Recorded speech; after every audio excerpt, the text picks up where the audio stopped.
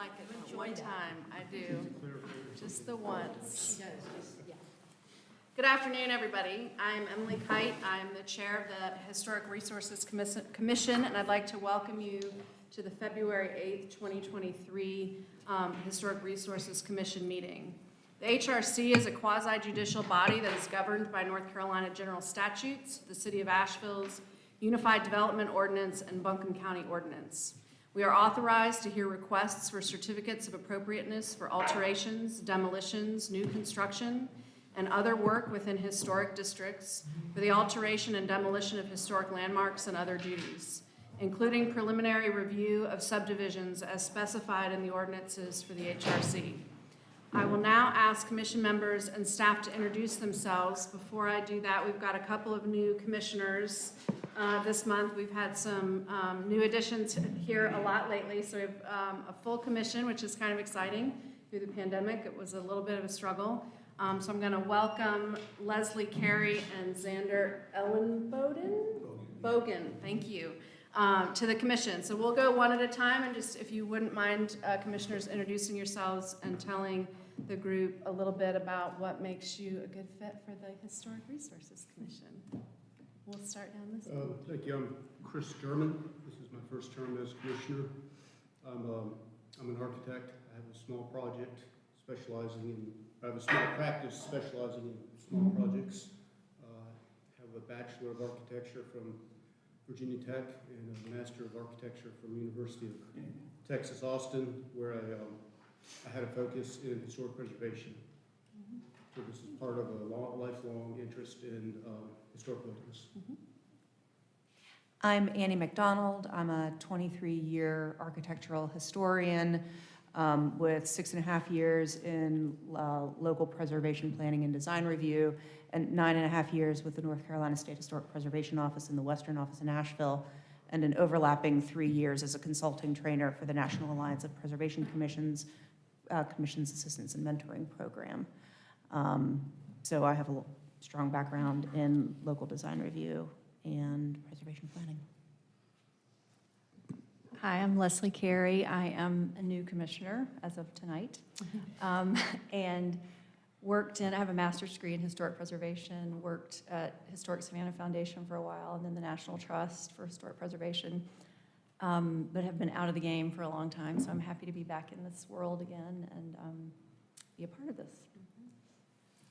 Hi, I'm Sue Oliva. I'm an American historian. I have a doctorate from the University of Southern California, and I've worked in historic preservation. I have also a degree in architecture and worked for historic preservation in San Diego, California.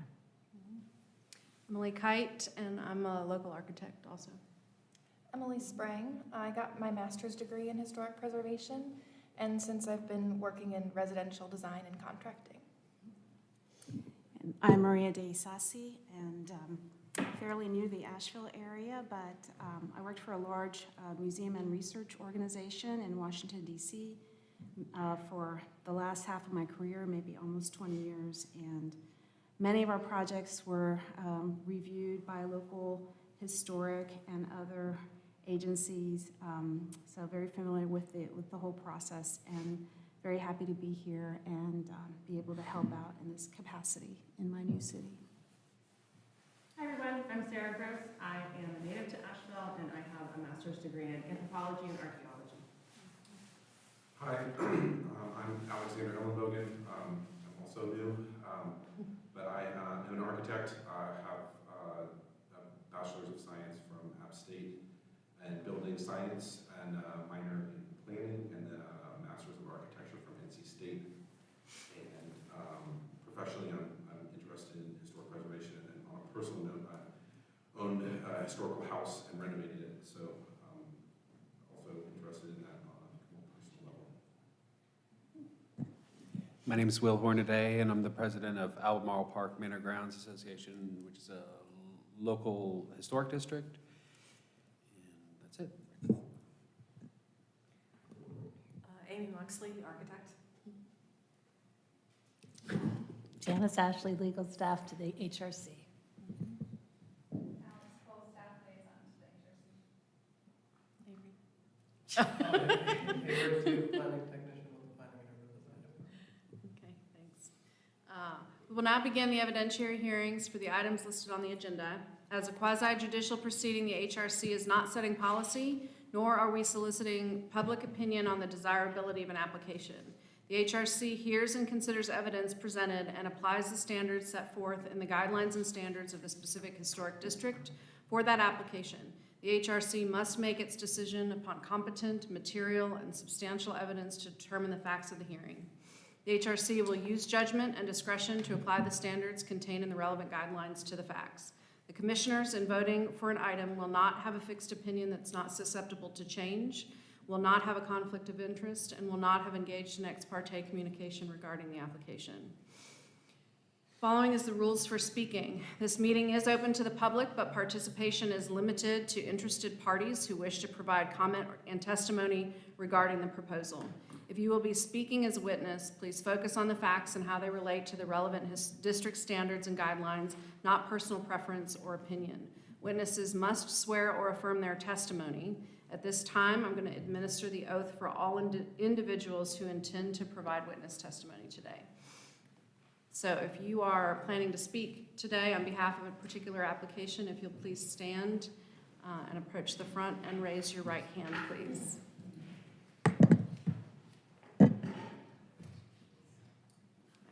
Do you solemnly swear or affirm that the information you present during the hearing for a certificate of appropriateness or preliminary subdivision approval before the Historic Resources Commission shall be the truth, the whole truth, and nothing but the truth? Do you? I do. Thank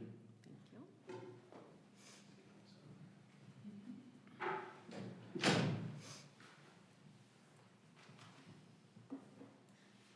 Okay, I'm looking for agenda. Alex, do we need to make a motion to continue the Biltmore Village application, or is that already?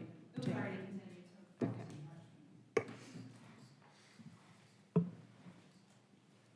Okay, we're going to move to our first public hearing item, which on our agenda is new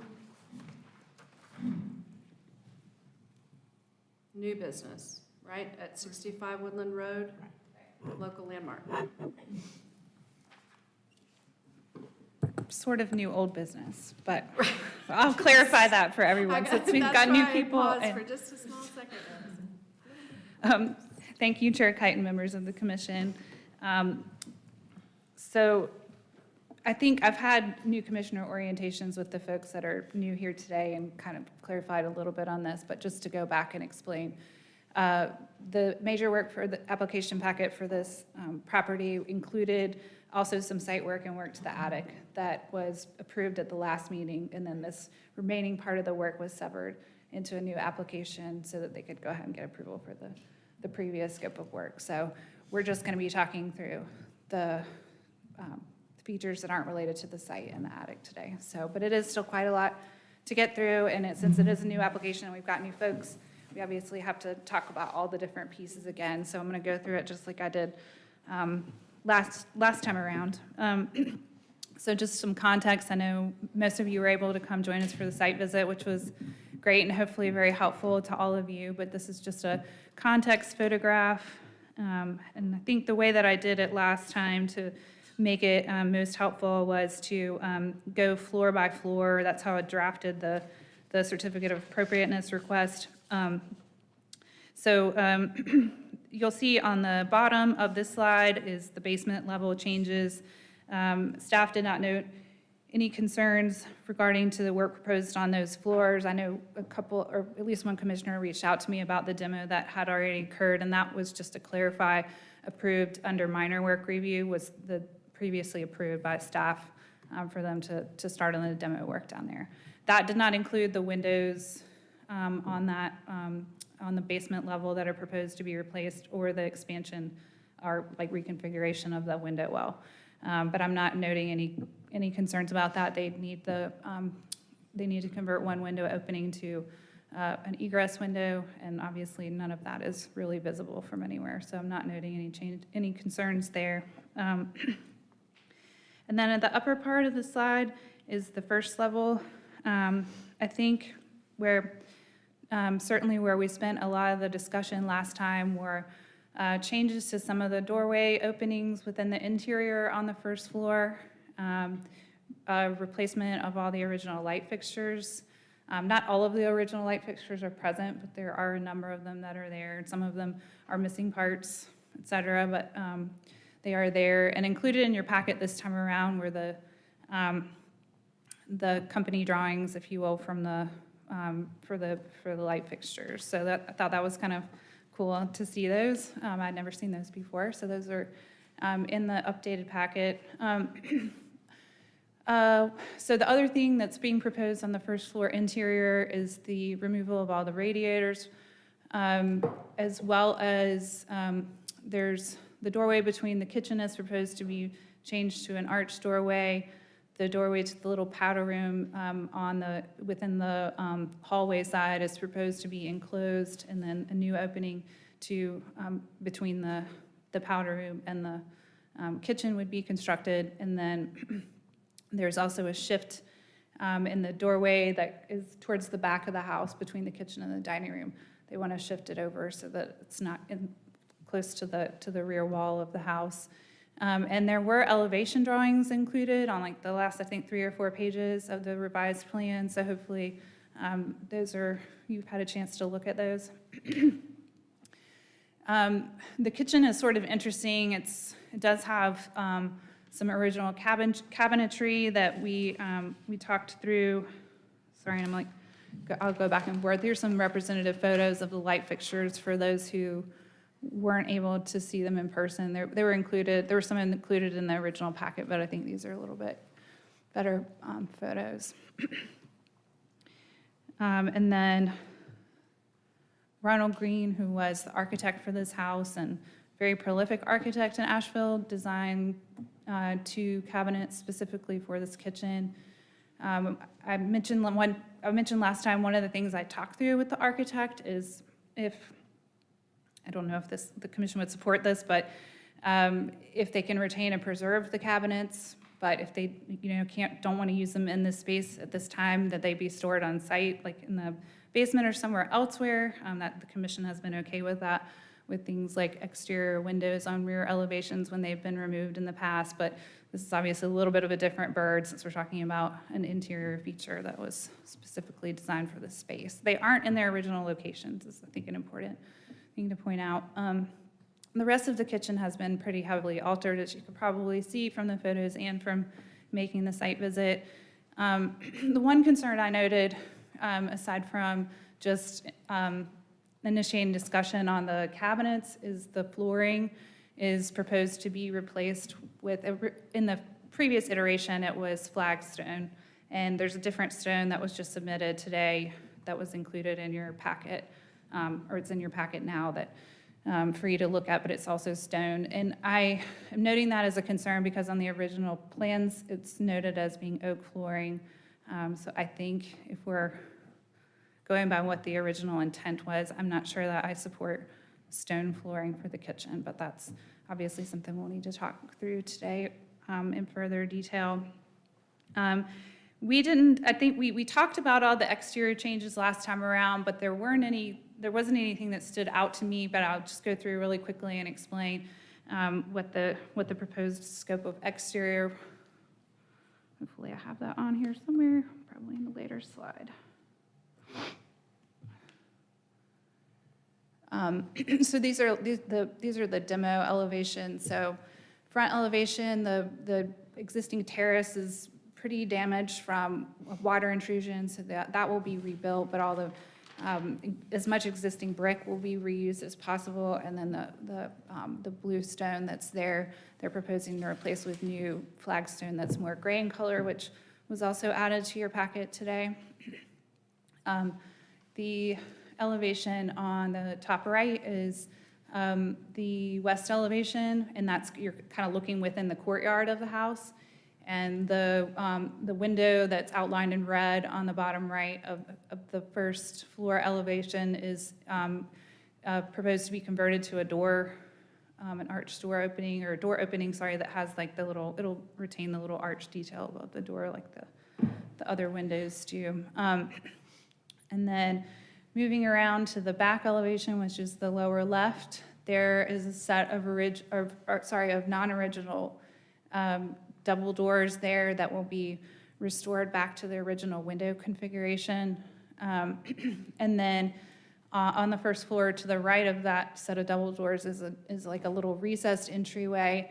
And that door they're proposing to replace with a window.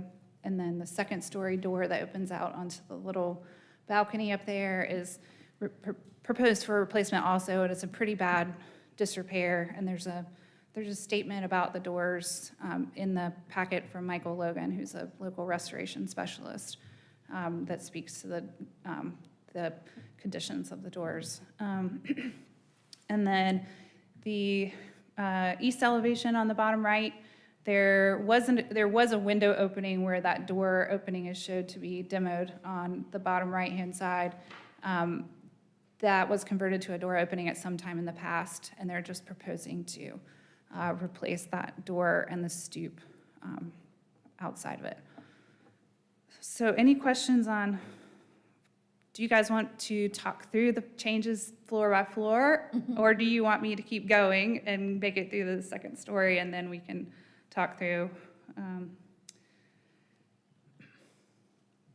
Anyone have Anything so far? Okay. That's fine. Yeah, I just want to make it as easy for you all to. You have a question or no? Sorry. Okay.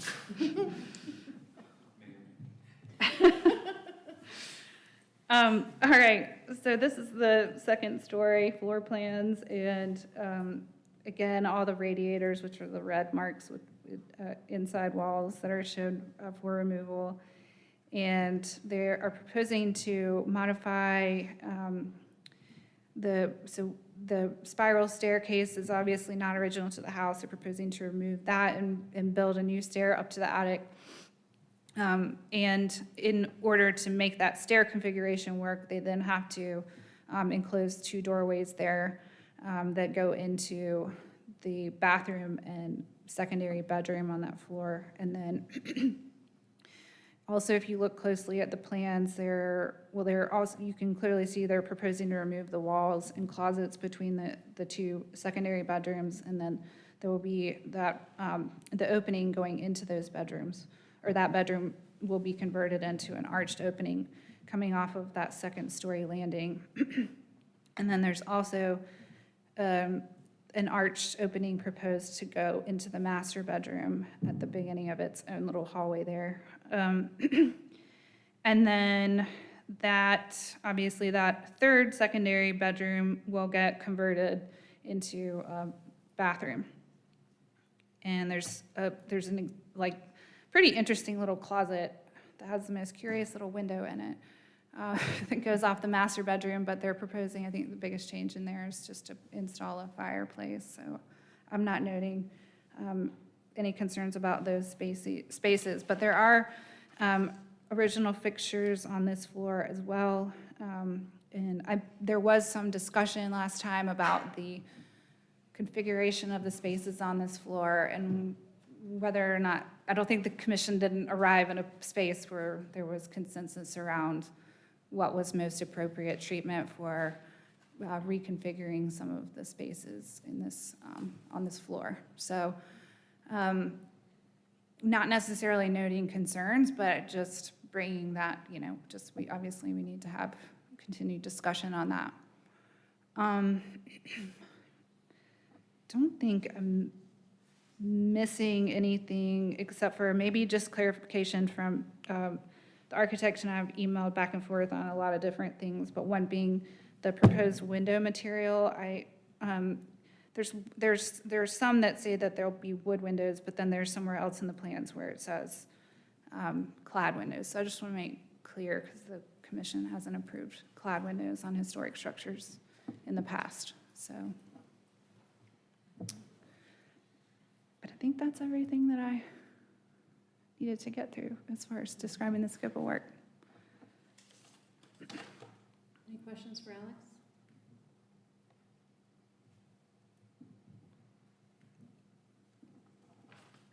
All right, thank you. Thanks, Alex. Any further information from the applicant?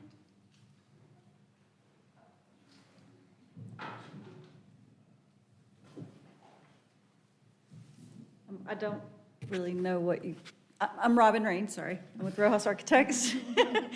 I don't really know what to provide you, maybe questions, but I did want to clarify. The windows on the upper floors, that, the ones in the back of the kitchen, and then the one in the end of the kitchen, those are going to be wood windows. The clad windows are the basement awning windows that are being replaced. Right now, you can see them on the first page of, let me see.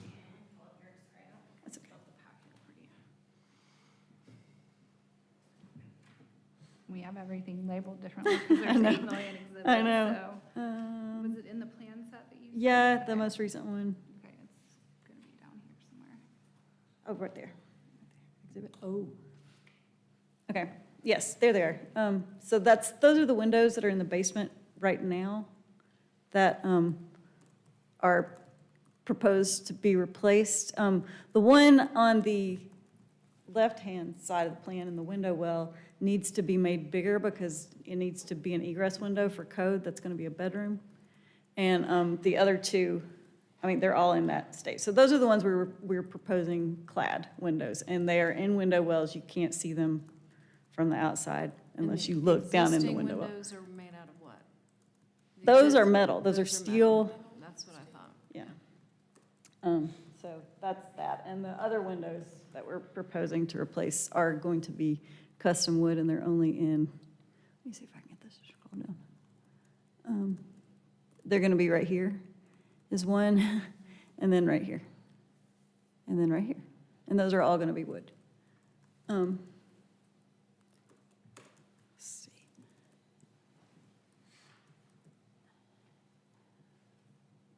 The arches that we're proposing are to match all the arches throughout the house. And Jeff brought up a good point about the kitchen cabinets that I'll talk about. One of the kitchen cabinets used to have a broom closet attached to it, and somebody's removed it, so they've already been modified. I don't know how to give you more. Do you want to ask me questions? Or Is the reason that you're proposing clad windows in the basement is because it's kind of a damp area? yeah, they're kind of underground. I don't know that we have a picture of the outside that I can, yeah. And right now they're metal on the, I mean, inside and outside, so.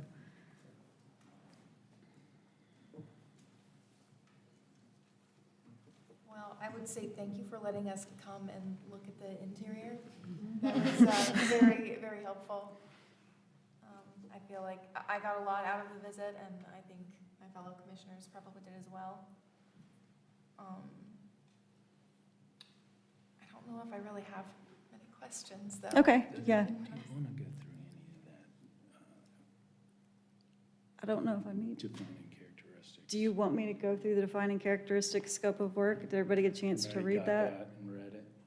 Did everyone read that document? Okay.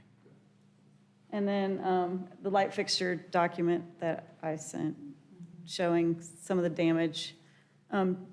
Judith did go and ask somebody about repairing those light fixtures, and to rewire them, he said it would probably be a minimum of $200 per fixture. That's just to get them to work. But then the pieces that are missing and things like that, the company doesn't exist anymore, so to get the pieces would be, you'd have to find a custom person to make those. And quite a few of them, I noted, have been painted. And he said the ones that have been painted, you can't strip them. The finish won't ever, so it'll be a faux finish on them. And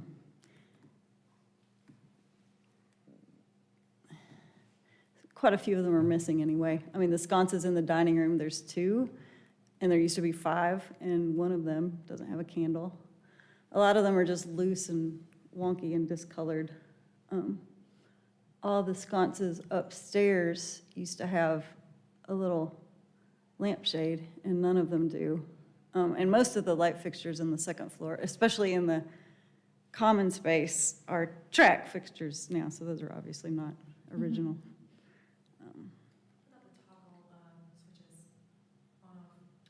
Light switches.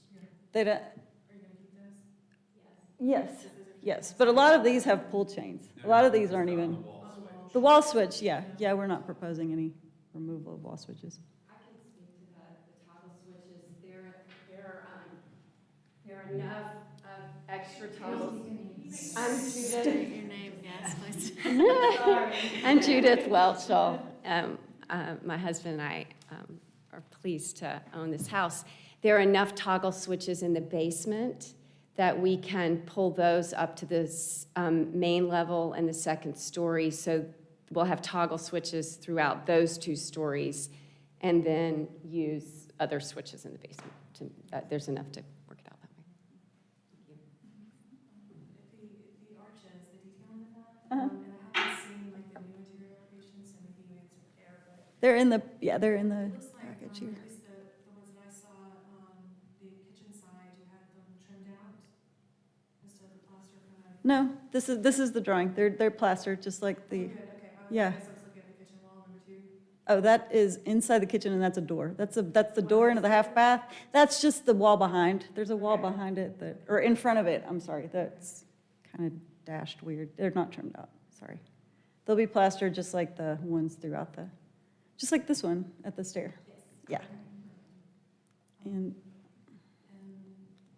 then upstairs, that's looking, that you'll look through an arch to see the door into that bedroom. So if that looks like it's trimmed out, it's kind of weird. You'll look through the arch, but that's a door beyond. And then that's a door into a little storage thing under the stair. Stairs up to the attic. Mhm. Do you have a drawing that kind of shows like, once you get up to that level, I mean, the existing beamwork staying? The existing, A beamwork in the attic? the attic was approved last time. Yeah, that was part of the, yeah. And the beamwork's gonna stay, I think, I mean, unless it's, yeah.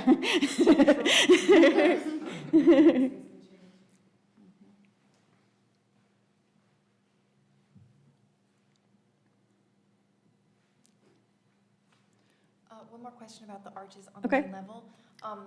In the new proposed drawing, it appears that the new arches are lower, like not as high as the existing arches. Is that to set them apart from the original ones? To kind of keep them the same height as the doors were, kind of to set them apart and kind of remember the doors. Something that I noticed in one of the documents you submitted, you mentioned that the light fixtures were only mentioned on page 7 of the landmark designation report. They're actually mentioned on page 3. Okay, Under the statement of significance, okay. which states, if I can, here it is.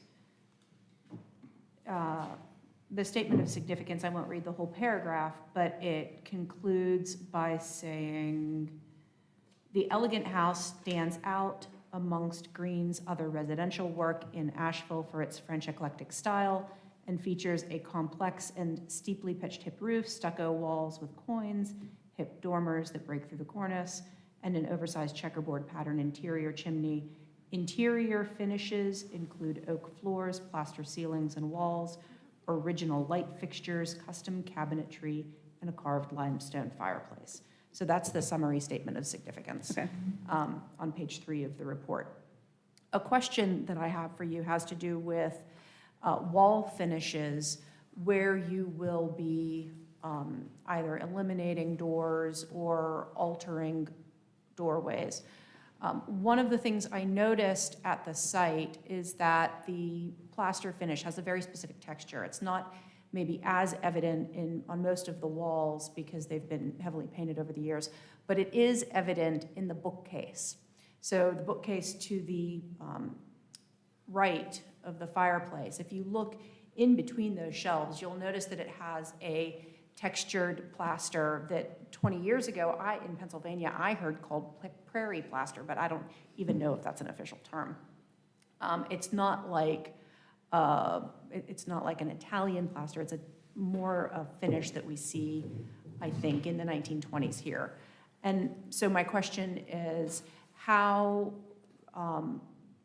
are you going to match that wall finish where you are altering doorways?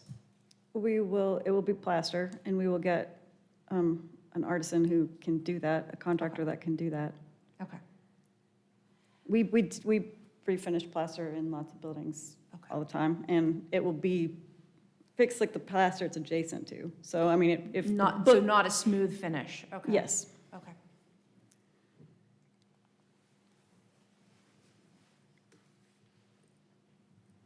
Other questions for the applicant? Just one. This pertains to the upper landing and the stair Mhm. elevations. On page A5.2. There, yeah. Yeah, Oh, crap. Sorry. almost there. Okay, no, now I have to go back. Okay. I should look at this one instead of that one.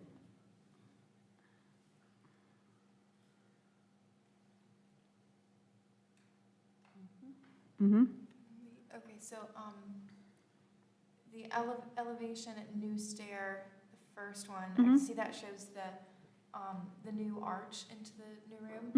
Mm-hmm. One observation that I made when I was doing the site visit is that there were no arches upstairs, all of the openings were just rectangle. Right. So it may be more congruous to the character of the upper level to keep everything squared out. That's one comment that I would have about that. And then, I asked this on site, but I just wanted to get it on the record, that the existing built-in in elevation 2, that's That's, like staying, you can't see it. It's over here in elevation. I mean, it's Okay. behind the stair in elevation 2. The stair's blocking it, gotcha. but it's there. It Okay. just is not visible. Good deal. Okay. Thank you. Yeah. The linen cabinet's coming out. If you're talking about the cabinet on the second floor, I don't know what it is, but it's not coming out. Oh, okay. It's not shown as coming out on any of the drawings. In the hallway, Mhm. it says demolish closet walls and door, Where does it say that? on demo plan A1.2A.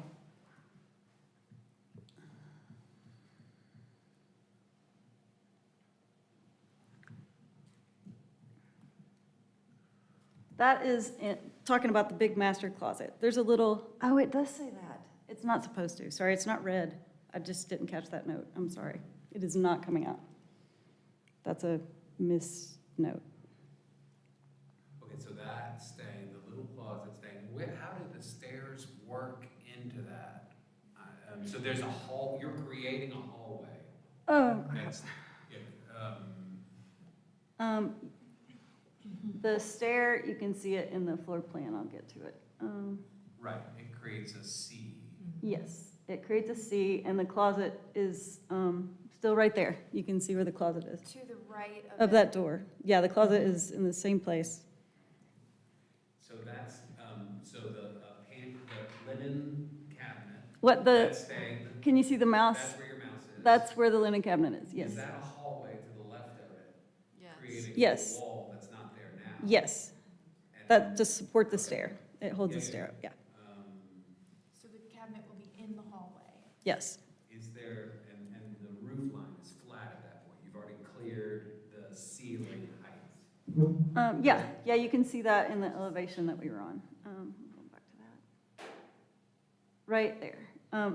The cabinet would be right here, but beyond this. This is a section through that cabinet with a door. So the cabinet that you're talking about is beyond this, and the ceiling is flat.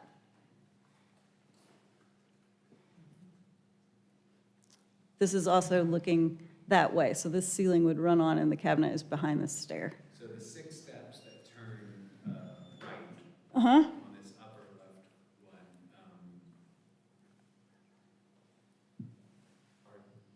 they go straight up and miss that hallway altogether, okay. All right, I got you. Yeah, there's a section through it too that might be good to look at. No, that's not the right direction, but yeah, this is the, going up to the top. You're at the second floor here, and that hallway is right in here. So you turn here and you go up beyond this stair right here where the mouse is moving. So that open area, parlor, whatever, that open landing is now going to be an intersection of, a perpendicular intersection of 2 hallways. Yeah, right. One going to the master bedroom and one going into the second bedroom. Yeah, right here, you can see this wall coming across, Yeah, and it ties the linen closets here, so then you'd walk. Right here, this dashed line is the top of the stair above, so that'll be flat by the time it gets to the wall that I'm showing. And then you'll walk through that hall into that room. okay, that's,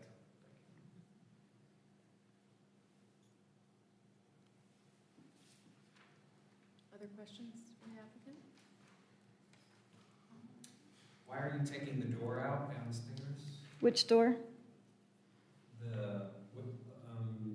Let's start with the one in the far back room, that the top right room. Yeah. That one. That was second floor. Number 3, yeah, so that door, why is that window being replaced with the door? So that they can go out to the patio garden area from the dining room. They have a desire to be able to go from Okay. living and dining and have dinners out there, and that would be a easy walk out there instead of all the way through the main space out the sunroom. Since it's been brought up, I actually had a note about this from when I did the walkthrough. I was wondering if they might be amenable to, instead of opening on that prominent facade into the garden, opening the window around the corner from it that faces the less primary. It kind of faces towards the hill, kind of the same direction where the current kitchen doors go out. Because I feel that the facades as seen from that courtyard are going to be more important than that secondary one. We're not, I mean, the facade won't look drastically different. I'm trying to find an elevation of it, and I'm having trouble. Because there is direct access already into that courtyard from the, I guess, living room. Mhm. So your secondary access could be from around the corner. Right. So this is what it would look like with the door. So we're keeping the width and everything the same. It's pretty tight back there. I mean, you can't really, well, you were there. I mean, it's tight back there. And there could be a door back there. There's mechanical units back there. That's what I was gonna say. We have mechanical. Oh, it's mechanical. Yeah. So it would be kind of a cramped space for circulation. We're usually we're always encouraged to keep fenestrations, in their historic shapes whenever possible. So that would be something the commission, I think, should consider. Is whether that door is truly necessary since they're already Right, a but door. right around the corner, we're replacing some doors that aren't original with windows. I mean, there are 2 French doors there that we're going to turn back into the original window, so, Yeah. we're, you know.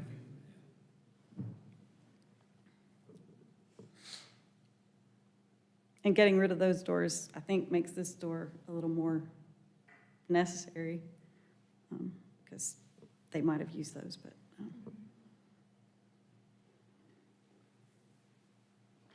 Other questions for the applicant? The widened doorway between the dining room and the kitchen, what's the reasoning for that? It's not widened, it's just moved down. It's the same dimension, but she wants to be able to use this breakfast nook as a breakfast nook and have room for her whole family to sit there. And the door is where this wall is right now, so that door kind of impedes on that space. So we're just sliding it down. Okay. They'll And sit- that will be arched? arched or- opening, yes. And why arched and not replicating the original profile? She wants to be able to see into the kitchen, because we talked about it a little bit last time. The kitchen used to be very separated from the servants' quarters to the owner's quarters, and she wants to be able to see in there and get rid of that closing out, because the kitchen isn't a service kitchen. It's going to be a family kitchen. She wants to be able to look in and see, and we feel that we're still keeping the intention of the plan. There's still doorways there and openings there that separate the space, but visually, she'll be able to see. But the archway isn't necessary for viewing, right? The archway isn't necessary, no, but the getting rid of the door is. Okay. And I ask because it seems to me that in the house, on the first floor where we have the arched openings, they are part of the public space. So historically speaking, that differentiation of space between private areas, and more public areas, those archways are used to kind of define, just like that compression and release, the profile of the doors between spaces are part of that vocabulary of a building's function. And so I guess a question I have is, would it be, because it is part of that differentiation of use is part of the historic character of the house, would it be possible to, instead of using an archway there, make that a squared off doorway? Well, we made it a lower archway, but, I mean, Dining room is a public space with arches going into it. So true. it's not like this is around the corner. It is in. You probably have to come up here.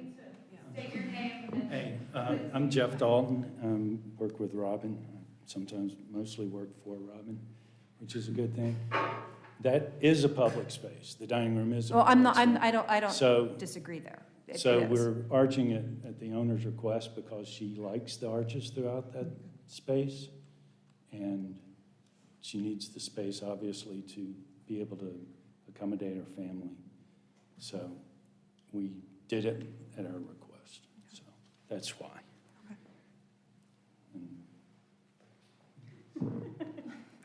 So I, on that same, thought, I had a similar opinion when I was on site, but for different reasons. For me, it would be about differentiating what is new from what is original. And so, if we know that the arches are historic and these new openings are, are not, I feel like adding an arch that is mimicking the original might confuse that for future people. So that's my 2 cents. I agree. That's actually a very good point, and it's consistent with the practice and the standards, I think, to not create something that is historical artifice.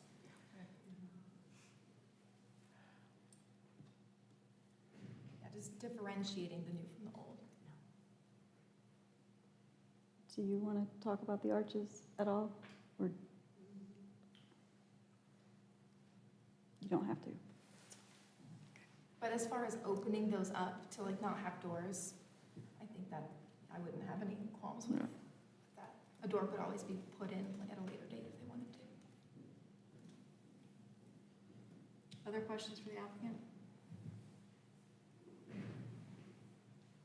I'm going to open the floor for public comment.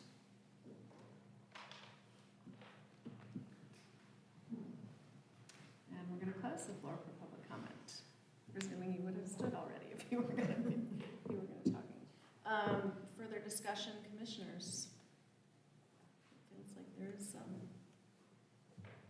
I just want to chime in with one meeting-oriented thing, that when you're speaking, if you could speak directly into the mic. I didn't realize until I tried to listen to the audio from the YouTube stream, and I couldn't hear myself because I wasn't even talking loud enough. So just if you can try to remember to just get as close to the mic as possible and speak clearly. Thanks. Commissioners? Well, I addressed the things that were on my list, so I'll let someone else talk. And I'm struggling a little bit because the designation is so very specific and includes a lot of very specific pieces of this building that are proposed to be removed. I have very little concerns from my own perspective about the exterior modifications and the places where windows and doors are sort of changing around. I think those have been well executed in the drawings. And I think there's certainly a compelling case for replacement in those locations because of the condition of the existing doors and such. when designations talk very specifically about light fixtures and radiators and cabinets, what do? Do we just put it all in the basement and and just do whatever we want and put the old stuff in the basement? That is a struggle. I understand the challenge with the light fixtures. There's legitimate effort there that's very difficult to replicate or to fix or to rewire, all of those things. I also have, I think, limited concerns about the modifications to the first floor because I think they're pretty sensitive and I think they're pretty minor if we don't talk about radiators and cabinets and light fixtures. So, I mean, from my perspective, I have limited concerns, I think, about the first floor changes or the exterior changes. I appreciate the comments about distinguishing changes from the historic detailing to the things that are proposed to be new. I think there's some justification for that for sure in the Secretary of Interior standards for doing that. Madam Chair, I thank you for what you said in your comments about the exterior and about the windows and doors help me kind of better understand my position.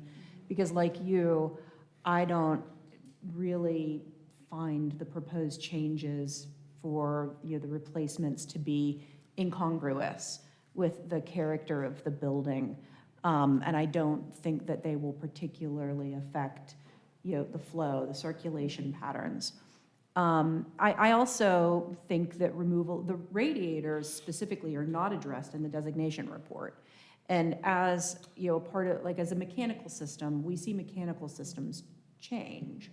I don't necessarily think they are a character-defining feature. They are characteristic of the period in which the house was constructed, but not necessarily the style. It's the removal of the light fixtures in particular and maybe not the ones on the second story, because the ones on the second story appear to be more commercially mass-produced. In looking closely at all of them on site, they looked to me to be ordinary or pedestrian, and so not especially character-defining. But the ones on the first floor, particularly the one in the hall, the one in the entry hall, the two in the living room, and the two extant sconces and the chandelier in the dining room seemed to me to be very consistent with the French eclectic style and unique in design and manufacture. And so removal of those, while they are character-defining features specifically addressed in the statement of significance in the designation report, is something that I could not support.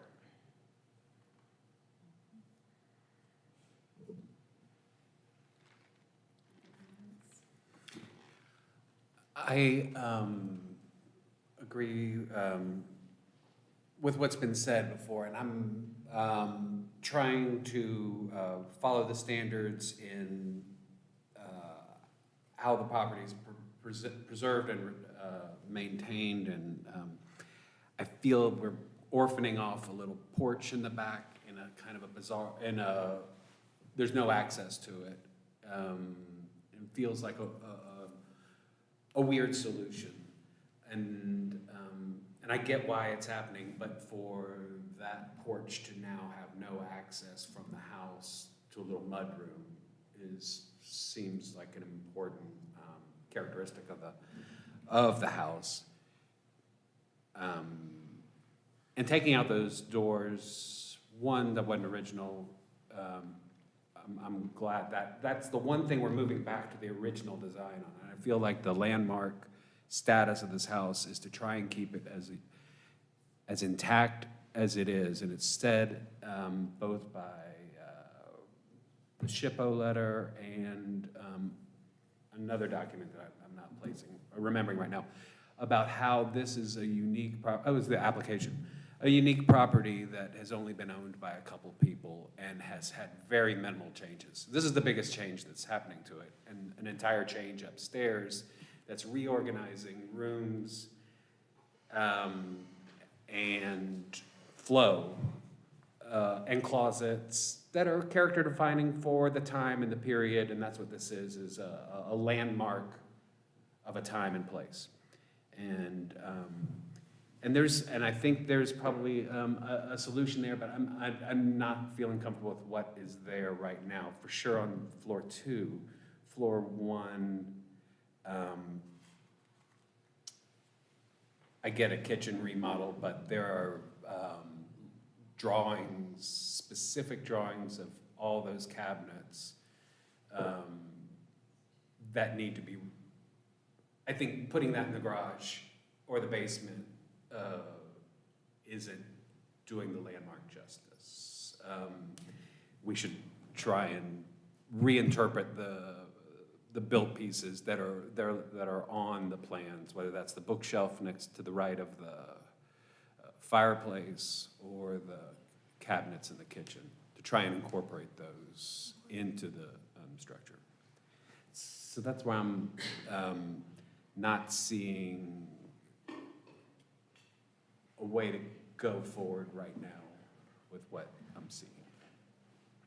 And, well, thank you for mentioning those built-ins, because, when I was speaking of the light fixtures, I kind of lost sight of those, because like you, I think that as architect-designed features that are part of Green's original vision for the house, the bookcase, which appears on the plans, it's in a public room. It's in a room that, is going to be one of the most expressive of, the French eclectic mode on the interior. And while the bookcase is not especially ornate or fancy, it is an important feature, I think, on those plans. And it's worth noting, to your point about there's only been 2 owners, and in the 70s, when the kitchen was redone, they elected to keep those cabinets. Now, granted, they've been repositioned in the kitchen, but they were retained, and they could be retained in the kitchen plan today. I have seen no evidence to say that their removal is necessary.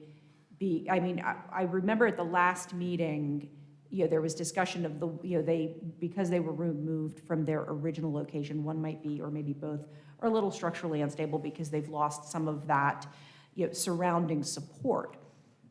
But that could be reintroduced. They could be reused. And so thank you, Will, for mentioning those again. I also think it could be neat to refurbish and incorporate them, and could, make the design of the kitchen a little bit, more unique. And so I also agree.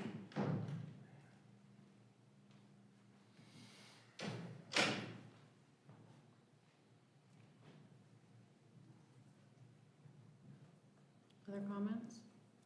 I also hadn't given much thought to the door that goes out onto that small back patio, but now that that's been said, I think that is noteworthy that the patio was there originally for a reason. It had a purpose. And removing that door kind of negates that entire patio.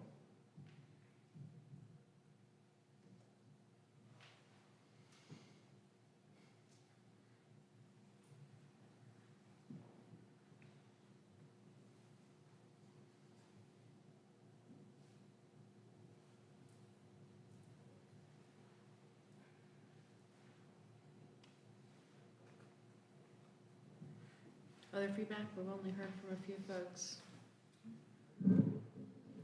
I'm sort of want to hear more thoughts on this whole rear elevation thing, because I don't think the commission has held other landmarks to this exact strict of a standard where you haven't allowed, the commission hasn't allowed modifications to window and door openings on secondary elevations or non-character defining elevations. And I do see your point that the kind of courtyard is character defining element, but I don't know that changing one window to a door changes the whole feeling of that space for me. And I see the point, obviously, that there's an entryway that now won't actually have a door. But I do see that also, like, both of those could be restored in the future.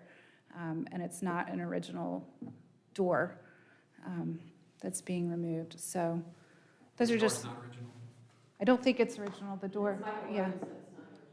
Yeah. It's an original door opening. Right, it's the original door opening, but it's still in the rear elevation. And it doesn't seem like if they don't want a door there, they're not gonna, and it's really narrow, they're probably not gonna use it that much anyways.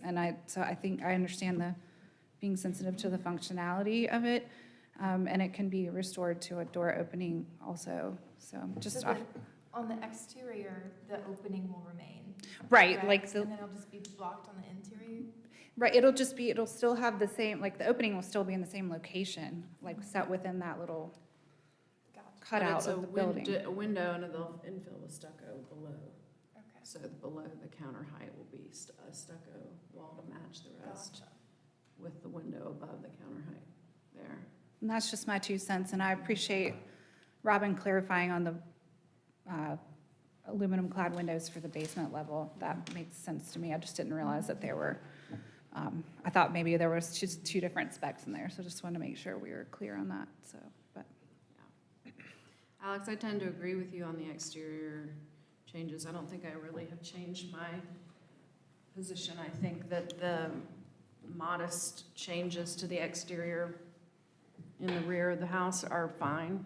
I think they make good sense, and they're sort of well executed. I wish there was an elegant solution for retaining cabinetry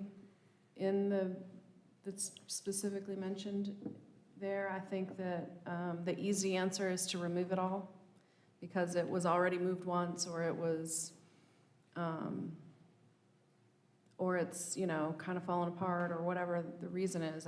I wish there was an elegant solution that tried to keep it for both the shelves and by the fireplace and in the kitchen. I guess I can see one way forward with that is perhaps, severing that part off and the property owner working with their kitchen designer to see if they can find someone to restore the cabinetry and make it There's story there work within the that space. becomes part of a design that seems worth exploring to me. And I can't, it may have been Commissioner McDonald that pointed this out last time, or maybe it was you, Chair Kite, that said, once, you're correct in that once a feature is moved in from a space that it wasn't an existing or original, then it becomes an enforcement issue that we just really will never be able to follow up on because those elements probably disappear into space. We just like to trust that people are doing what they agreed to and it's usually we're talking about windows, just to provide some context to the newer commissioners. Usually we're talking about original windows or doors being removed from, non-character defining elevation where they're agreeing that if they will retain those features on site so that they can be restored at a later date. Kind of like the opposite of the window and the door. Like if it were a window now and they wanted to make it a door, retaining the original window. And also I think it's, nice that they're restoring that row of 3 windows on the back of the building, even though it's not highly visible. It is, I don't know, I think it does add to the character of the rear elevation.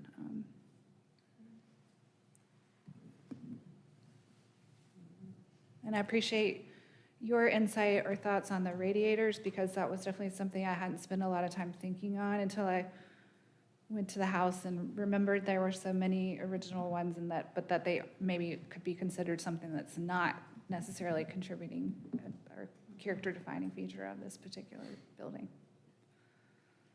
I'm struggling with the light fixtures like the rest of you. Don't have any magical insight to provide there. But I think I said this last time, that I felt like this, you all haven't talked about this much, but we did talk about the flow of the second story and kind of the alterations there. And I feel like they are retaining, the original cabinetry that's up there. And to me, it's not a big enough change to give me pause. And I realize that they need the new stairway, which necessitates new openings. So I'm not really, my kind of hang up in a weird way was with the arches, because I feel like it is a secondary space and should clearly read that way. Well, and that's the but- major public impact to the second floor, right? Most of anyone that comes to the house that's not a family member isn't going to experience anything on the second floor, or if they are, probably just what happens when you first walk upstairs. And that's I think, a pretty big change. I think it speaks a little bit to trying to replicate an element and unnecessarily potentially on the second floor where it didn't already exist. The archways, I think, certainly the changes respond to the modern way that we live in bedrooms and upstairs of houses in a way that, that public sort of first experience when you come upstairs, if it could largely kind of be intact aside from the stair that we know that we need. Clearly that spiral stair was sort of interrupted a really nice sort of green experience up there, but. It's sort of like a, Well, it's creating it's creating a third floor instead of an attic. Right. And that's a pretty big change, and it's creating, we're closing off doors, we're changing flow. Is every door, I was just looking, is every door but the front door coming out of the first floor? no. The door that's going out onto the patio from the rear elevation is going to be restored. The other door, the door on the Okay. east elevation is an original to the house and is in very bad shape. And that's why they want to do the little, that's why they want to do the little overhang, because of water damage. Are all going inside, leaving from inside. There's two sets of swinging doors. I would imagine so. There's I the wouldn't wanna keep bathroom, those. the mini bathroom door, and there's also in the far parlor, there's a door that's colored red, going out towards the garage, A1, 3A, That one's going to be restored. That in the, upper right corner of the house. yeah, it's going to be restored. Okay. I think it just wasn't updated like it was originally. They were considering replacing it, but then Michael assessed it and said it could be restored. And I think, to me, to tell them that they can't have access to the attic space, it doesn't seem, I'm not saying Reasonable, that, I don't. but there's not This a, is a substantial staircase that's taking, that's, I think, creating other issues too. I disagree that it's changing the flow of that space enough. Sure, you're cutting off access to a bedroom, but you have to. Like, I don't think there's a way, unless they did a new spiral stair, which is moving in the wrong direction from restoring some, to making it feel more historically appropriate, at least in my opinion. So I guess I have a broad staff question. So as a landmark, how should we look at the changes on the second floor? Is it off the board? Does it not matter because it is a private space? And so changes on the second floor don't matter as much? No, I think it does matter. I think it's the extent of the changes that matter and how appropriate they treat the other features that are in those spaces, right? Part of it's circulation to me, and I don't feel like there's a big enough change in circulation to me. And I certainly think that in a secondary space, as Chair Kite pointed out, it's important, I hate to use the word practical, but I do think that's an important part of the conversation. When somebody is restoring a house that's as old as this one that hasn't, been updated for modern needs, I think that is something that we have to take into consideration.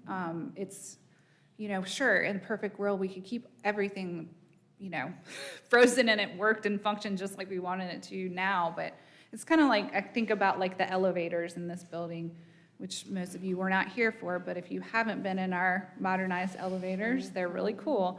But they did not. Protesting. Yeah, it was, for those who weren't here, they were manually operable elevators until very recently. And it was like the whole question of having someone drive you in the elevator, like all of the things that we attached to.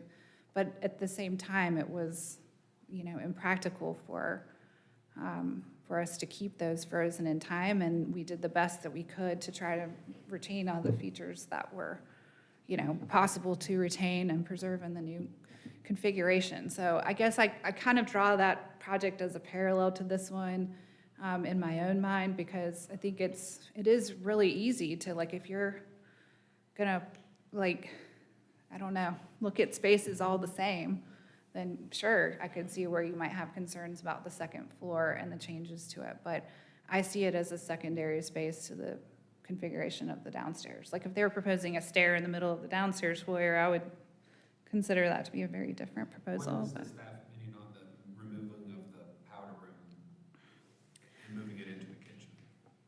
I feel like the space is still there. It's just the doorway that's going to be missing. So I don't know. I think it looks kind of odd right there next to the stair, but I might be the only, like the way it is now, but I might be the only, and that's just like a personal kind of viewpoint of it, but.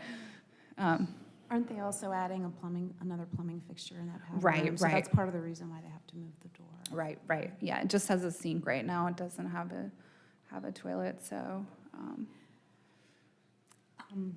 I guess my view is, as far as the new stair for the attic, I think it's more in character, the type of stair it is, more in character with the original stair than the spiral stair certainly is. I think it makes sense to keep a safe passageway up to the attic, so I'm not bothered by that. The light fixtures, some of them are really interesting. I just agree that a lot of them are missing, and I just agree that they're just not functioning properly. I think it would be extremely difficult to repair them, unfortunately. So I can understand why they're replacing those. The windows outside, changing doors to windows, I do feel like the changes are in keeping with the overall style of the house. I don't think that they're major changes. If we were to retain something, I see we're retaining the cabinetry on the second floor. And so I don't think it would be a hardship doesn't seem like as much of a hardship to retain some of the kitchen cabinetry and maybe the bookcase on the main floor. I think that would be less of a hardship. And I do think those things are part of the original character of the house, to be ashamed to lose them. So it seems like, to me, it's probably, if we're going to keep something, it's more important to keep those things. But I guess I might have a more liberal view of, in keeping the other things, because I think, especially if it would create hardship for modern living. Thank you. I want to commend the owners for taking on this project. I think this is right. You have to be a hero to be a preservationist. So it's amazing. But I do agree. I think I appreciate trying to make it a modern structure and to be able to live in it. But then you have the landmark level. So I would hate to lose the light fixtures. I just think that would be a shame. Same with the cabinetry, and I don't love what's happening to the second floor, but I appreciate that it probably needs to happen. But yeah, I would wish we could take a second look at the light fixtures and keeping as much of the cabinetry as we could. Those are probably my two big sticking points. I think I'd like some consideration around the hierarchy of where we put arched openings and where we don't put arched openings. That's a big one for me. That's a big one. And whether they're necessary everywhere because we like them or because the historic ones that are in the building still are special and they get to sort of stay special, and that the places where we're making changes don't all maybe warrant an arched opening, even though we like the ones that are there already. those might be the sort of the three things that I would love for the applicant to take a look at. I know I can 100% appreciate the hardship of the light fixture question. I can appreciate that completely. And if it wasn't so well referenced in the landmark report, it would probably not be as big a part of the conversation as it is. And I think somewhere there's a balance between being sensitive to the report and to being consistent with what was designated as a landmark in the first place. And certainly supporting an owner willing to be sensitive to the building in the first place and to care for it and to make sensitive improvements in the first place. So it's a struggle and it's a hard answer, and I really want there to be a lovely, elegant, creative solution that makes all of our hearts sort of smile when we see it, is really what I would love. Madam Chair, I'd like to point out, if I may, that there are a lot of very significant, very substantial changes that are proposed for this property that the board does not appear to have a problem with. Removal of walls, significant removal of interior features and finishes in secondary spaces, particularly on the second floor, and the introduction of a bathroom in a room that's the size of a decent-sized bedroom. Removal of a door and insulating, or I'm sorry, one thing says insulation, but another thing says, putting open shelves in a closet. There are a lot of changes proposed for this house that the board does not appear to be concerned about. And not because the board doesn't care, but because these are not particularly significant character-defining spaces or changes. These are not changes to character-defining features. And these are major changes to a landmark. And that there are a few things that the board finds problematic and that, we continue to emphasize, but there are also some major changes that are proposed that we appear to be okay with, and I just want to make sure that everybody's aware of that. I would agree. I think that's an accurate statement. Removing the wall and closets between the two secondary bedrooms on the second floor, creating one very large room, that's a major change to the floor plan. And I understand why it's happening.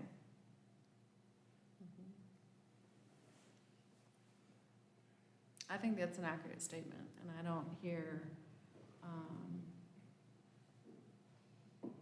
a lot of comments about it. And personally, I think that's okay. I don't have a lot to say about it. That doesn't mean that other people don't, or that they're quiet.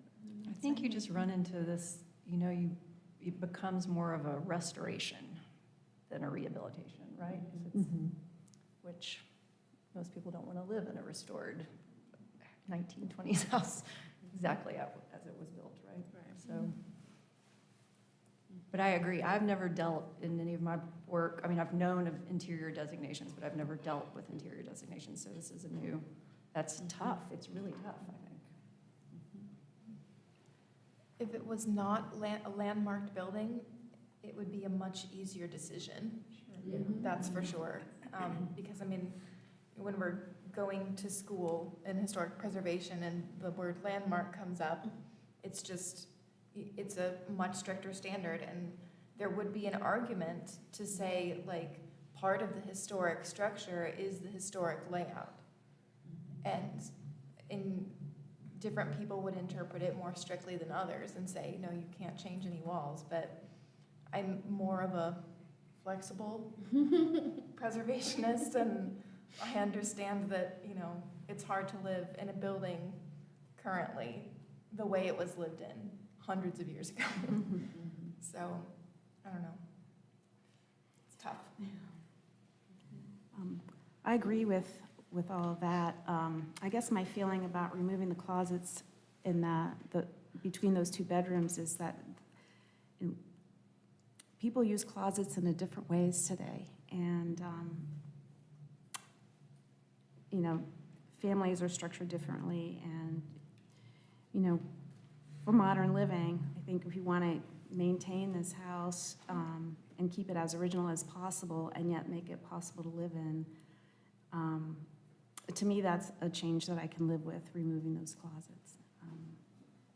This is my feeling on that. I think the applicants want to maybe speak to some of the comments.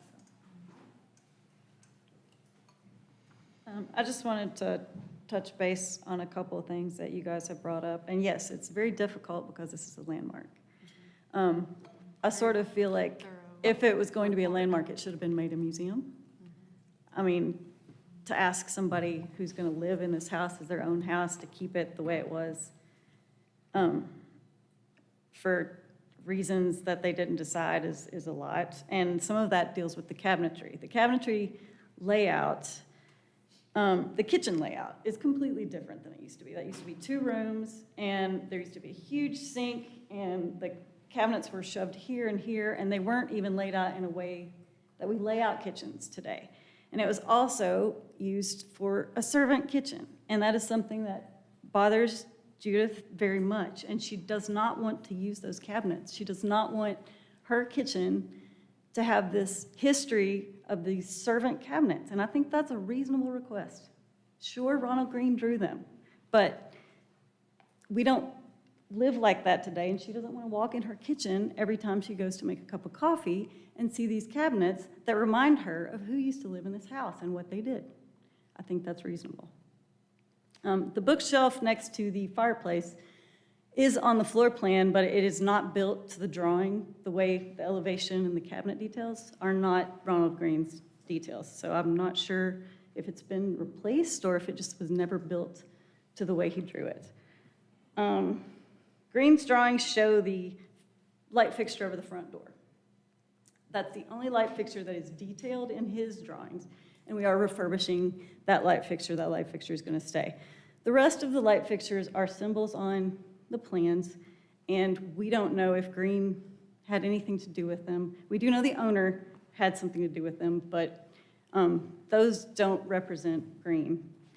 The powder room door is staying, but we're going to reuse it in the kitchen. So that door is just being moved so that there can be a toilet in that powder room, and it can actually function as more than a hand wash area. Judith is okay with keeping the arches only on the first floor into the kitchen, and they could be lower and slightly different than the other ones to designate that they're new. The ones upstairs can go away. Upstairs in the bathrooms, there's tile from the 70s, and I mean, those bathrooms are not original. So it's not like we are changing this upstairs that hasn't been touched at all. So, and I do think that we're keeping the idea the same. Upstairs is bedrooms and bathrooms, and we're keeping it bedrooms and bathrooms, just with a nicer stair. I think that's all I have.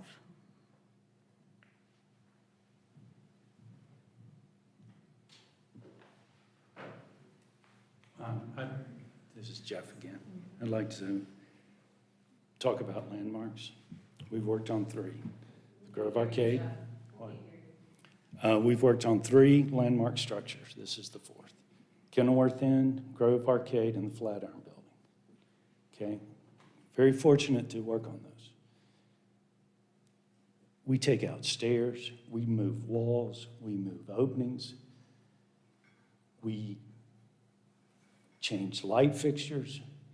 Just because something's a landmark does not mean it never changes. This was designated the interior. I- That's why Well, we're talking about I understand the that. specifics of it. I understand that. And the Grove Arcade interior. Right.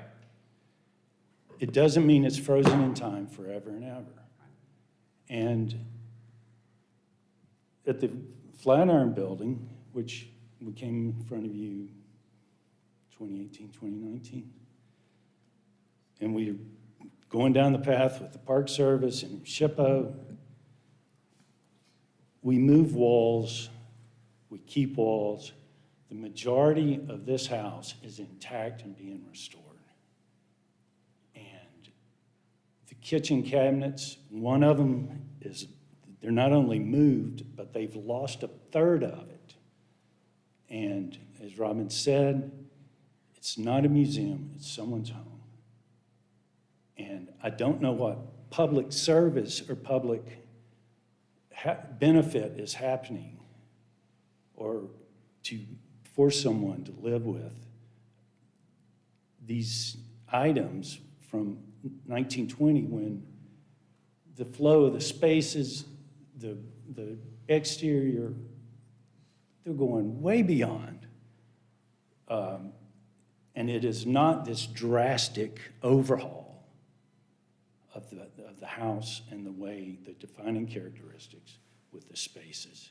We move openings and we remove walls, as you know, on lots of projects, landmark structures. Kenilworth Inn, they had a big dining room. SHPO and the Park Service approved 1/3 of it remaining the open space. We filled the rest with apartments, landmark structure, landmark dining room. These things are not frozen in time forever. And we would like you to consider that, all the good stuff we're doing, and what I think are very slight changes. These are not drastic changes. Light fixtures, do you want me to say it? No? Okay. We want new light fixtures. They're old. They don't work great. They're modified. The one that Green designed, front door, we're keeping it. We're restoring it. And that's, did I miss anything? Okay. So, thank you. I mean, I think this is not a panel of people making a value judgment about a house. This is a panel of people who are looking to a designation that someone prepared and was approved as a landmark. And those things referenced in that designation are the things that we have to base our decisions on and to protect. And that's the role of this body, is not to make a value judgment about how someone wants to live or whether it's a lot of changes or not. It's about whether or not the changes are going to be congruous with what was designated in the designation in the first place. It was not a document that any of us in this room prepared. It wasn't a document that you all prepared.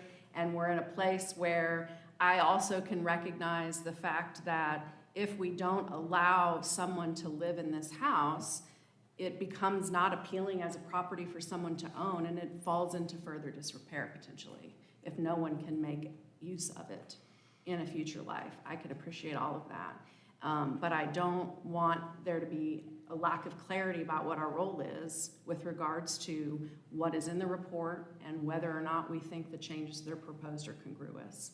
And if there's a push from this body to encourage you to be creative in offering solutions that can make this body more comfortable with the changes and the sensitivity to those things that were very clearly important in the landmark designation, then I think that's a little bit of our role, is to encourage dialogue that allows some creativity and allows us to get the best possible outcome for the landmark. So that's, I think, where hopefully I think all of us are coming from that place in terms of the deliberation and the time it takes us to review work of this magnitude. Madam Chair, could I also add that at the last meeting, there was some discussion about, facts that are, or not facts, but material that is presented by, for example, Logan Restoration. If I recall correctly, Alex said that, the Logan Restoration prepared this letter, but no one from the company can be here to testify. There was material and we discussed that.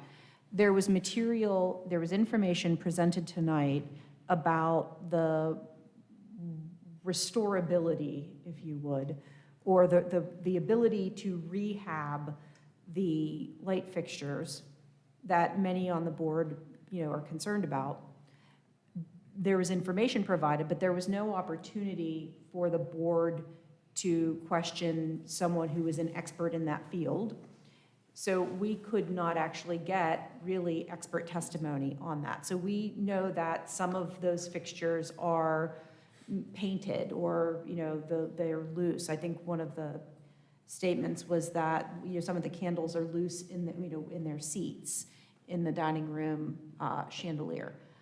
But this board is relying on information that we really can't, verify by hearing directly from that person. And I don't, this is not to question the veracity of those statements, but rather I think it would be good for the board to be able to ask very specific questions. The board here has a lot of expertise and can ask very good questions. And I think we're being asked to make a decision without enough information. And I like, as I said, I think that the board is not questioning a lot of very major changes. And it seems to me that a lot of the plans can be approved with, a motion that acknowledges a few things that might be outstanding. And I think we have, just for clarification, the letter from Logan Restoration, I think we've accepted letters in similar situations from experts that have reviewed those. We do that with arborists for trees that need removed. We've done that with window restoration on other projects in the past where those experts have not always been present. But what does seem to, we don't have similar documentation on we know what the light fixtures are. We certainly know what we've observed, those folks that have been to the house and the feedback that y'all have presented. But we don't have the ability to rely on similar kind of expert feedback like we do with the Logan Restoration letter. So that, I think the Logan letter is in keeping with precedents that we've had on past projects with regards to other things that, especially in making a case for the removal or replacement of something rather than the restoration of something, like taking old trees out or windows and things like that. But I would agree, I think there's a few things that we don't seem to have good consensus on as a board, but there's an awful lot that we seem to have consensus, if by no other reason than no one's really talking about it. And that some of the sticking points speak specifically to those things that are clearly mentioned in the report and the designation that the board seems to be struggling with. And I think with some consideration to the arched openings, which was another comment that it sounds like we've gotten closer to each other on that particular change, that are those folks on the board comfortable with that, the direction that that's heading in? And I think you said maybe not doing the arched openings on the second floor and keeping them on the first floor. I would still like to see the existing openings, the existing arches stay, and the new openings be rectangular, so that there's a clear, distinguishing element for the original features.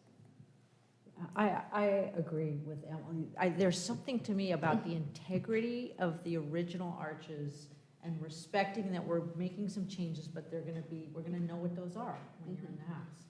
It just is acknowledging, I don't know, it just seems honest, more honest, instead of trying to duplicate something.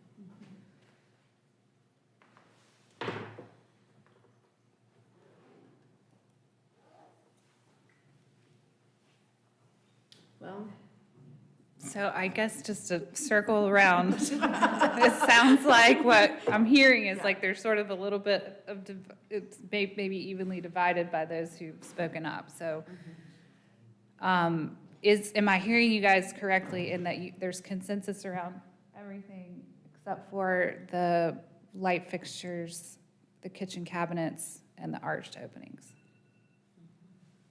The floor in the kitchen, what is your We haven't talked suggestion? about that. We haven't talked about that, Alex. I brought it up in the first place. I mentioned it in my staff report. You guys just, no, it's okay. Obviously, the light fixtures in the cabinets are something that are obviously a little different for us to traverse since those are specialty items. But the flooring, I feel like we clearly know what it was originally, and I think it would,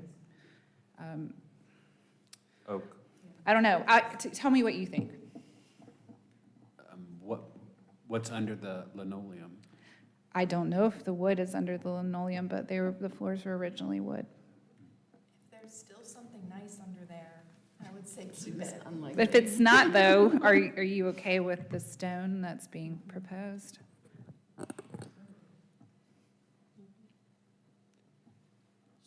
So either oak or stone? I'm sorry? Is it either oak or stone is the? Well, they're proposing stone, but Right. I'm just noting that the original plans say Says oak. oak. Yeah. It would be a material used in that time period.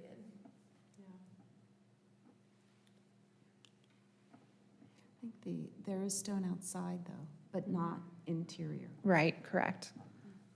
There will be stone on the basement level. That was included as part of the proposal also. But, New stone. right, yeah. I think I'm leaning more towards the oak, because it is clear on the original drawings. That's what it says. Any other thoughts? I think if there's something underneath, certainly save it and restore it, but if you're gonna replace the floor, I don't have a problem replacing it with the new. New material. Yeah. Do you all I think know it's- if the original flooring is present? No. Given the cats and the glue down linoleum, it's just unlikely that we're gonna have much. Okay. Are there structural modifications to support the weight of the stone? Is it all gray? It's a stone tile. It's not like Oh. stone, it's like Sorry. stone tile. Thanks for clarifying.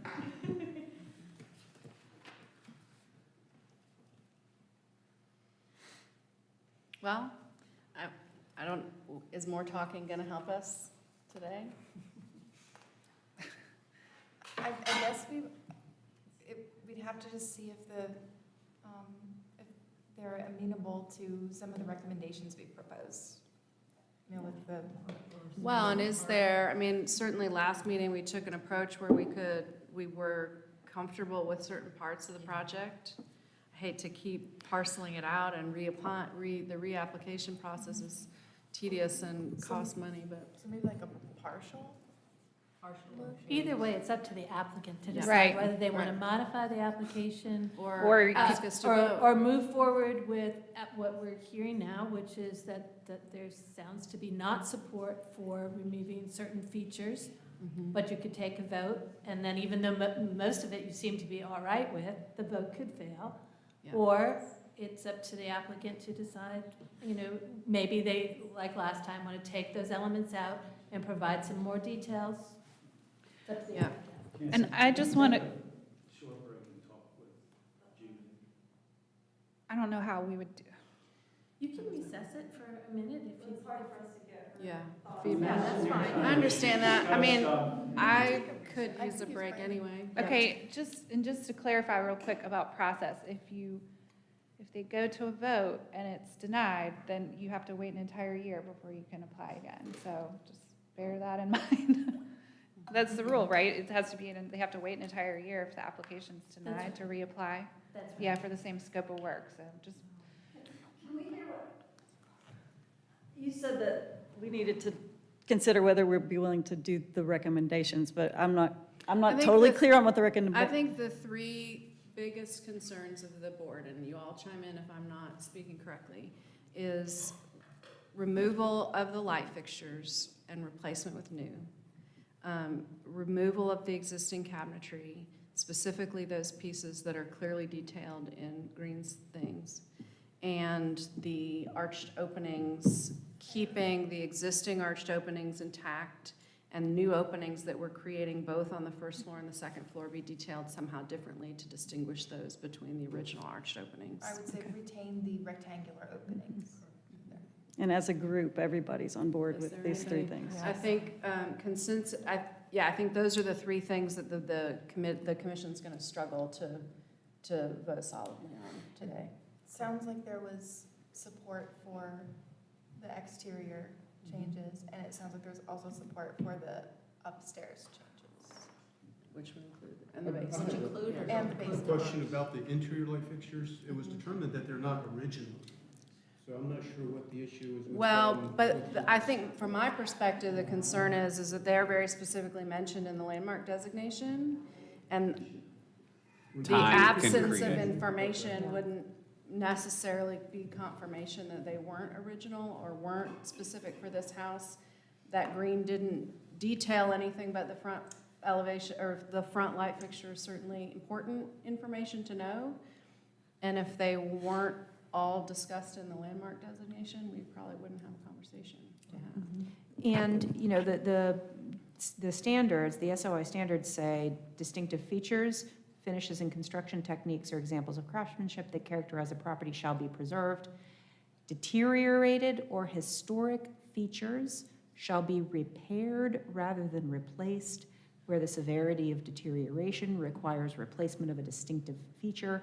The new feature shall match the old in design, color, texture, and other visual qualities, and where possible, materials. Replacement of missing features shall be substantiated by documentary, physical, or pictorial evidence. The Secretary of the Interior standards are very specific. I mean, I just heard, Yeah. I heard some people say the lights weren't as big of a deal to them as they were the others. And I heard some people say maybe the second floor lights weren't as big of a deal. So I'm just trying to get clarification on what you guys, as a group, care about before we go. You want consensus on what? Before I ask her what she's, I just want to know Well, what. I don't know how to tell them how many of us We haven't, care. we used to do like this little straw vote, like I could approve this or not. Yeah. We don't tend to do that, but I mean, I guess it's, you've heard enough to say that, but you're right, there were some that said they'd be okay with the upstairs or downstairs. So you might be able to talk, we have gone around and said, I feel very strongly I could approve this or not, or on certain features. So if you want to go through that exercise, you can.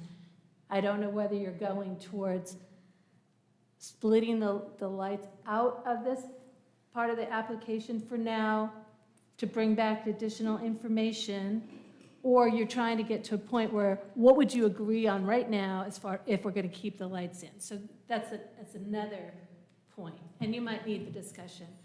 And I just want to, for the record, so people know, this is not an old landmark designation. This is 2020, so the lights that you see now are the lights that were there when the then owner said, these are character defining features. So just in case, because and I think we pointed out last time and for new commissioners, it is unusual to have interior features defined in a landmark, but they are in this particular landmark designation in there. So just for the new commissioners to understand and why the lights, they might not be green lights, but the ones that are in there were mentioned in this landmark designation. Can I ask you a process question? Yes. Can we technically do a straw poll, or is it just like the general discussion that we It's just a had general, about- yeah. Okay. I mentioned that I because just we used to do asked- check, but it's really not. Yeah, I didn't think You're trying we to could. get somebody's, because it's quasi-judicial, you're getting somebody's absolute opinion. They're supposed to discuss that. So if you can get a little closer, if that's worth it to you, or if it's something, let's just cut this out of this for now and go back, that's up to you. And if you need that break still. I'd still like to talk to. Is that okay with the, it's up It's to the certainly chair fine procedurally. for me. I mean, we would have maybe requested a break at the end Yeah, of we this could one maybe. anyways, so we could take it now if we wanted. Do I need to do anything official to do that? All motion to have a 5-minute break. I second. All in favor? Aye. Aye. Excellent.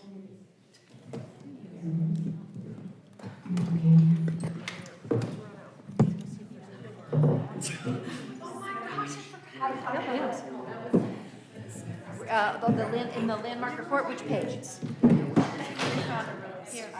Here is the landmark designation. And this it's page 3. So, it's in the statement of, now, they're mentioned elsewhere, but what's important to know is that it's in the statement of significance, and it specifically calls out Lake Richards. So, So we're, remind me which, go up, page 3. It's right above that. No, it's nearby. Okay, I gotta run to the restroom, excuse me.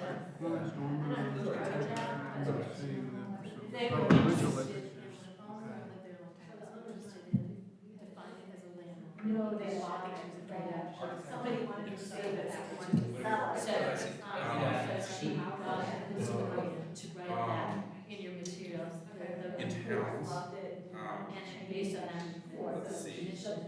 Residential, Commercial. as you know, But, you know, keep on saying. let's see, in town. So, and it would be very hard to do this unless. Okay, there's two, There's one that's like on this second wall. That's behind the main. I've never seen.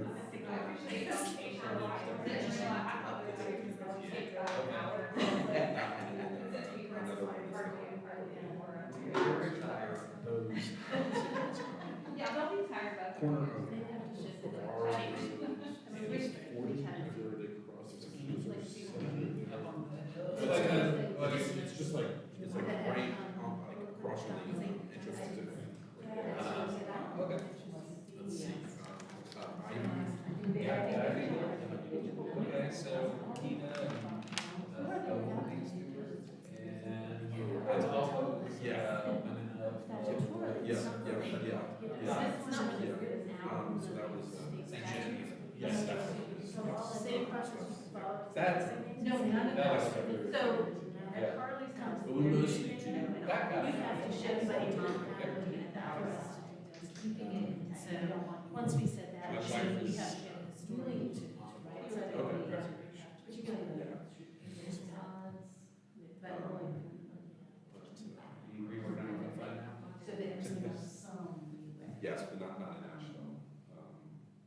My client would have in Asheville right now, so it's for. This is treating it as. So Jane, so did Jane start? Someone shows. She might have actually. The one in the Basically. Right, well, they can actually find the. So they should two different factories. Okay. That ship the costs in between. Because they're growing. Yeah. Yeah, down, it's actually Yeah, south. they can't. So they have to go, they have to bring the pots through the holes to the other side before they place them in fire. Yeah. I enjoy it.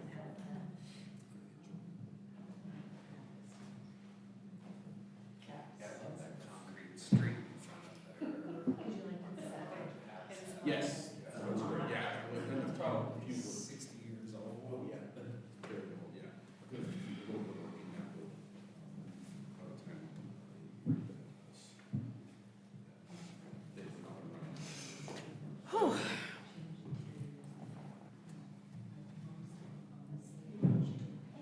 How about you? Good.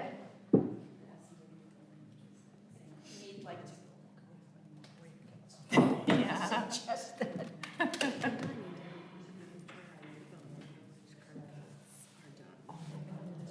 seriously. Yeah, March. It's hard sometimes to get her to. Yeah, I know. And you know, now I'm noticing them everywhere.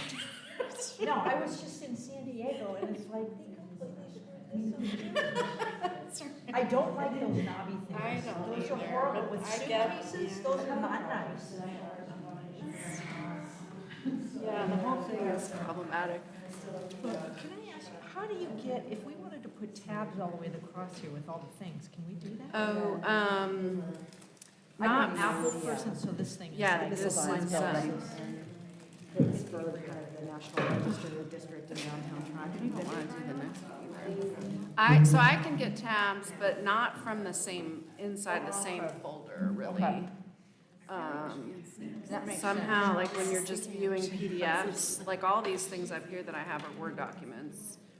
And so those are my chair docs. And I think if you go through like the minutes, I'm sorry, the templates and the staff reports, you can pull them all up at once.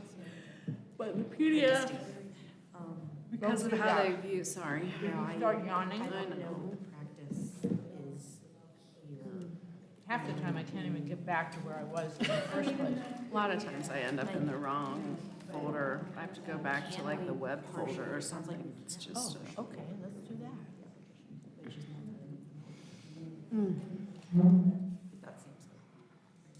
Okay.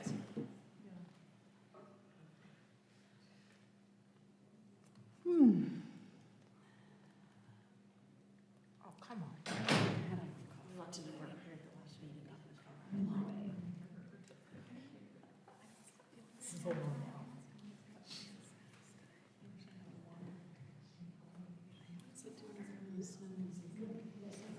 There was a vending machine out there. Last time we had all this stuff, food in here, and my body is. It was our first meeting.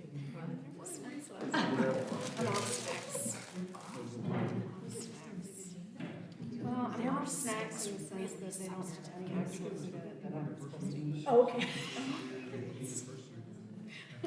Carbs, sugar, bread. And there was some construction. All the things that are All the really things love. delicious. This project, there was the crosswalks. I'm on all of A those. village that was next to us. So, yeah, there's a lot. It was a pretty hefty, and you would think that with that, there was a sense of on for Like 2 kilometers. Yes. that was, Last time too, I'm just like. that was an experience. So this references original pictures, even though they're not original pictures. They were just original to the time that designation was given. They appear to be, what's that? Original to the house. They can amend it, their Architect to application is to that get give rid it a of reference them. on it. Come back drawings. They can. Please don't continue, except for the things we don't do anymore. Oh, okay, then we will. Thank you. Yeah. Thanks, Janice. Those are the 2 best options for them. Is to amend it, to get rid of things that you can't agree on, or to request it. Well, yeah, cool. Sorry. I just get such a great response from the audience every time, so I've got to keep doing it. It's such a nice response every time. We're ready. Y'all are, I presume, ready, commissioners. I think we're ready, so we'll get back on track here. Okay, we have talked, and the cabinets will be installed and used in the basement. And the arches can go and be rectangles. And the lights, we're going to have to continue. If we could get everything approved and amend the lights out and come back for just the lights. Can we do that? Okay, all right. How do people feel about that?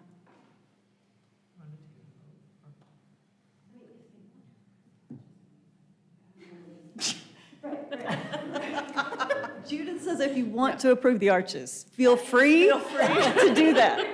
Please do that. She really, really wants them in her house, but if, you know. Downstairs would be my ultimate choice. But lower than the other ones. That was my hope, that that was enough to make it distinct. No, you can talk, you just have to come up to the mic. Come up within shooting. I just want to make sure I understand, because it sounded like some of the commissioners were not good with the cabinets moving. So is that a sticking point? I mean, out of the kitchen, I guess, not restored within the kitchen space itself. It sounded like some of the commissioners had challenge with that, and I have a challenge with that. I don't think that's an appropriate treatment. I initially said, if you're going to propose removing them, at least propose keeping them on site, but I still don't think that that's like Well, the basement's gonna be a finished space. Right. It's gonna be a really nice, it's not gonna be a basement, you know. I mean, I think that's a reasonable compromise, in my opinion, that it's not just putting them in the basement to not be part of the house and part of the design moving forward, and that storing them in the basement is different than installing them in the basement as part of the finished space, in my mind. There's some precedent that they've already been relocated in the house once. And it's obvious on the original plans that they weren't down there originally. Yeah, I mean, I don't know how everybody else feels about it. I would support reinstalling them, removing them from the kitchen and reinstalling them in a finished basement as opposed to storing them where a lack of use almost ensures deterioration over many years and generations and multiple owners. And it makes them a continued part of the HRC's purview because they are a built feature in the house, as opposed to an enforcement issue should something happen down the way. I'm Judith again. I had a spider sense that this might be a concern. And so I did have our contractor measure the height of them, and they do fit. We can install them in several different places and configurations in the basement. So we have several options, actually, also of how to do that in the basement. And they do fit without having to adjust them or move them in any way, if that helps. Is the final configuration of that something, Alex, that could be a minor work? I think so. With a since plan. They're not going to be restored to like their original location, and if you guys are, I mean, Yeah. there's not anything character defining in the basement that they would be, Right. potentially. But that the follow-up with a plan that shows what the location of those within the context of the basement could be a minor work Sorry, I should follow-up. get up and speak Or- in the microphone. It's a rule. You're breaking your rules. I'm comfortable with that if the commission Yeah. is, because I don't think like, does the commission have a preferred location in the basement that they want to tell me, or are you Yeah. all just okay with them going in the basement generally speaking? I'm comfortable with them being installed in the basement as Okay. part of the finished living space. I mean, it's a full use, all the time use, livable bedroom. Our living space is down there with all of, yeah. Okay, and just so I'm clear, how are they affixed now? Like, I don't know, they're not One of them's affixed not, anything, you they're can just push it freestanding. across the room, and the other one is, what is that? They've got like a vent up above it, and then it's tacked on the floor with some trim. Okay, But that's not the original place. right. Do you all That it have was. thoughts on how they are affixed in the basement?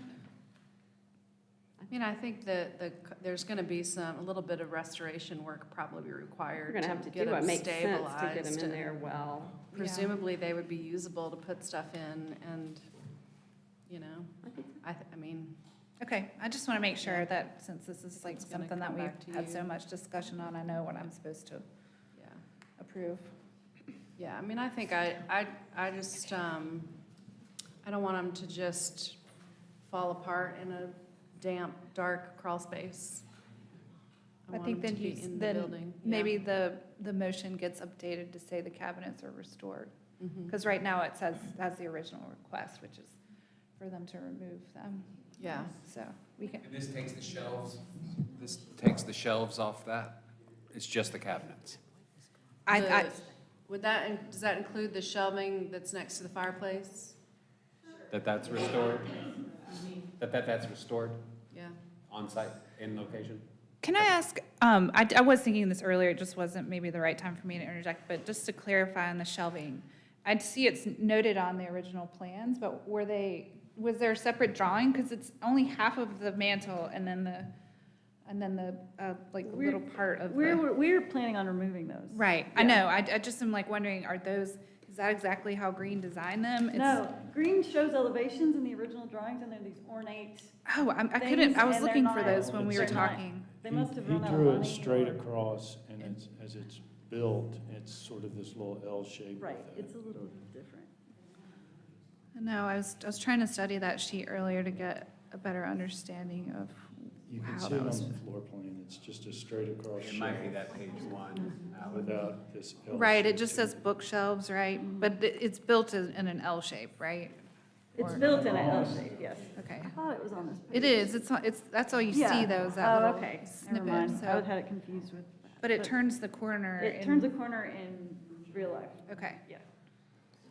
So it seems like they have been modified slightly to add that part that turns the corner, so. There's a cabinet in Seems really weird to me that he put these really simple shelves next to this ornate fireplace, but. You know, I think it's worth noting that the fireplace was not constructed as designed It's true. also. And there's a very slight return L with hardware that appears to be consistent with the period in which it was constructed.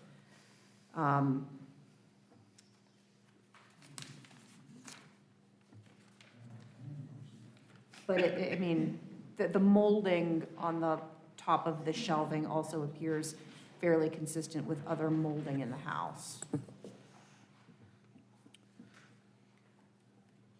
But it's, I mean,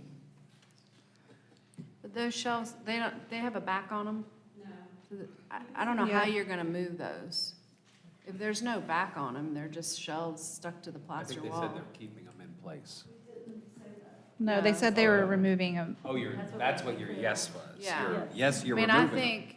I think I don't know how you move them downstairs with no back. It's not like a cabinet just shelves shelves. stuck It's on stuck the on the plaster. There's no back, so you're gonna take one shelf off at a time.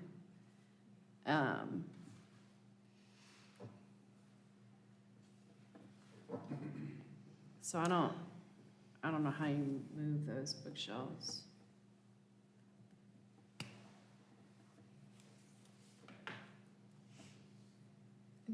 Do we consider that a major character defining feature, the shelves? Or just the fireplace? I would, It was in the Josie Ward's document, the shelving, the fireplace. With the With shelving? the shelving next to it. Did it mention that exact shelving, or did it just mention built-ins? I don't have it open. it says built-in bookshelf stand beside the fireplace. The SHPO, that report was also, had some issues in the vagueness of it and the lack of hierarchy and priority. As mentioned by, we talked about this last week, Amy, remember, last week, felt like Last week. month. We did not Closer to the discuss this microphone. last week, Yeah. for the So record. we got a report, and what did SHPO say? The SHPO response to the landmark designation report was that specific interior features needed to be called out. However, I think it's worth noting that the SHPO's response can be followed, it can be discarded, and what was designated was basically as it was written in the report. So, I mean, what we're working with here is not the SHPO response to the landmark designation report, but rather what was designated. And I would offer to, I'll have to check our files, but I believe that the author of the report did make revisions based on SHPO comments. Okay. We just don't send those back to, we don't Oh, okay. usually send the final report back to SHPO. All right, so let's tighten up a little bit here. Kitchen cabinets are gonna get installed in the basement with some restoration effort to make them useful and intact and. Yep. Bookshelves.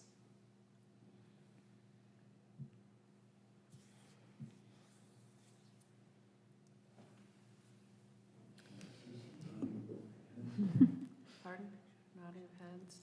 I mean, there is no practical way to relocate them, in my opinion, given the lack, they're not a cabinet, it's just shelves on a wall. And I feel like they don't look like the rest of the built-in stuff there, which makes me feel like they are not of the original. Well, there are some, certainly the shape and the turning the corner is not what's on the plan. But even the color of the wood, I mean, yeah. it's not the same finish. It's different from the other cabinetry that's there. For some reason, these just aren't striking me as like predominantly character defining. Yeah. Especially because you can Especially see all the way next to through them. fireplace. Yeah. I would be okay. You know, I'm starting to kind of come over to the, are they really character defining? Because, just because they appear on the plans, just because they were constructed, are they truly character defining? Are they, there's nothing especially French eclectic about them. Right. Agreed. And it's kind, you know, while they're not the mechanical system that are the radiators, they are ordinary. Just, Very utilitarian. they're utilitarian, I agree just with that. like the ordinary light fixtures on the second story. They are called out in the landmark designation report. However, it's worth noting that they are not in the special statement of significance at the very beginning of the landmark designation report. They are noted in the architectural description. However, they are not called out as a specific feature in the summary statement of significance, which is important. That's an important distinction. I agree with that. I don't know that I would say they are especially character defining. And can't believe I'm going to say this, but I think I would support their removal. Have you ever said that? I would add, I think the character of the space would be enhanced with the removal of those. Yeah, I agree. It I looks feel like the a dorm same. room. Yeah, I don't have any, I think they would be fine to be removed, the bookshelves. Okay, that's good. All right, so we're getting somewhere. The arches, I think we solved that.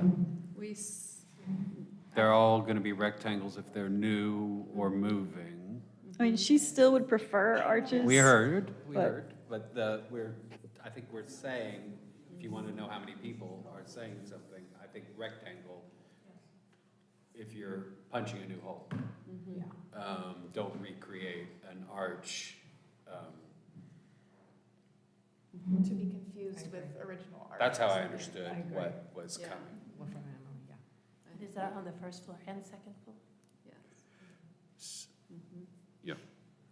Yeah, I mean, I think I can appreciate in the context of this conversation, making them smaller, but I think in real life, the perception of that will be lost on most people. And we lose a little integrity of the original ones, I think. So keeping them square would be my preference.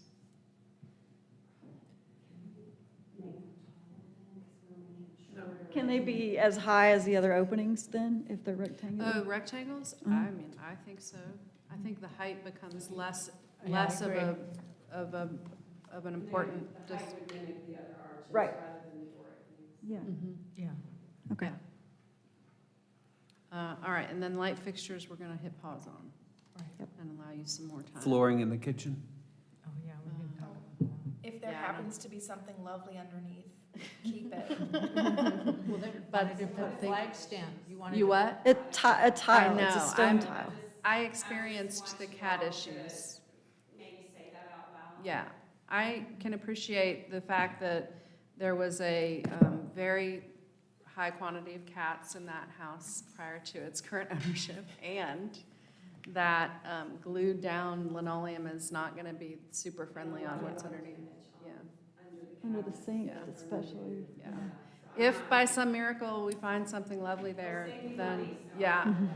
But if the integrity of it is too greatly diminished, then Yes. we will Then can we use the understand. stone tile? And as far, I don't have a particular objection to stone tile flooring in there, in Either, I think the pattern that's shown, the national pattern, I The believe, is pattern's consistent wrong. Yeah, it would be Oh. a, With, This is with square. the French chateau, rather than more of a rustic or Yeah. Yeah. random mix. So that might be a follow-up for you all if it's not in the packet, and I just already missed it in terms of pattern and and you said that could be a minor There it work, is. or, no, the cabinets were a minor work. flagstone. Never mind. Is that the flagstone? Yeah, No, it that's just came outside. today. It Yeah. should be the It's newest right thing here. in there, or one of the newest things in there. Is that first floor done? It sounds Screen like doors? Everybody okay with screen doors going away? screen doors? I believe every screen door is being Oh, the screen doors, yeah. taken out, right? On the front of the house? There's not a, is there a screen door on the front? Oh. Says there is. But she wants to take it off. So we're keeping the screen doors? But taking them off We're to taking them start off? with. I mean, they have to be, yeah, Yeah. they don't even have screens in some of them. Yeah. So, I mean. Yeah, every once in a while those get replaced. It's just a frame, yeah. Yeah.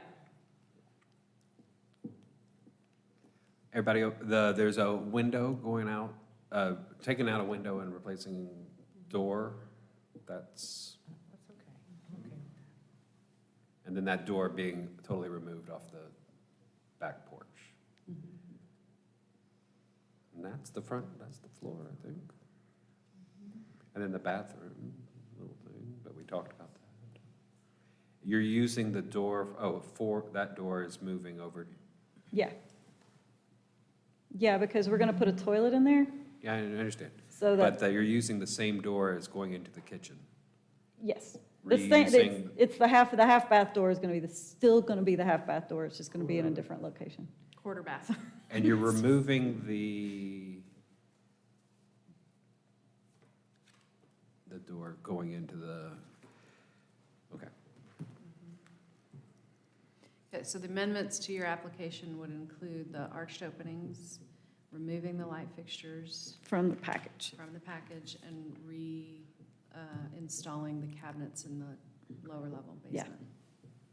So I think you just need to sort of state that for us. Oh, I for the need to say record. that? Yes, Okay. please. I will amend the package to include no arches and installed cabinets in the basement, moved from the kitchen, and we're going to take the light fixtures out and see you next month with them. Okay. Motion to accept, I know we make a motion? You will, yeah, motion, you'll do the motion with that amendment. Yeah. I just want to clarify, you could do it after the approval, but any information you want the next meeting about the lights, anything you want in particular, you should Yeah. probably say that. Yeah, that would be helpful to know what we need to provide. Yeah, I mean, I think we need some expert evaluation. I think you might have gotten that, but we just don't We don't have a letter. documentation on that. You know, the more detail that they can provide, they're probably not local Okay. here, or they could come to the meeting to talk to us about it. Okay. And if there's, you know, we certainly would be open to solutions that were different than replace all the light fixtures. Well, I mean, could we But- go light by light and talk about whether it's character I mean, defining? that's your case to make, I think, Okay. is the value of the significance of those light fixtures, potentially on a case-by-case basis. We've heard comments from this group around the importance of the second floor fixtures versus the first floor fixtures, et cetera. So I think that it's, the burden is on your team to make a case around the significance of those and the character-defining nature of those, or the thing that you're proposing to put back. Okay. And I And, don't- yeah, Sorry. no, go ahead. And I don't know if there's any like historic research you could do into the actual fixtures that are installed, since they're not really shown on I the looked for drawings. I looked for the company and Yeah. can't find Can't them, find and I anything. have those drawings. I think that's Okay. as far as I can go. But Yeah. if Yeah, you all know any sometimes other there's a tricks, dead then, end. yeah. I was just gonna tell you that, I don't know how, you've probably done a lot of digging, but I found a lighting restoration company online that seemed like you could maybe like consult with them. Okay. From afar, I think they were in Yeah. Ohio, but I'll try to. Yeah. Okay, So we need a motion to approve the amended application, right? Not reading it yet, just to approve the amendments. I'll make a motion to approve the amendments. I'll second. All in favor? Aye. Any opposed? Aye, or no. Okay. So our next step would be to make a motion on the application.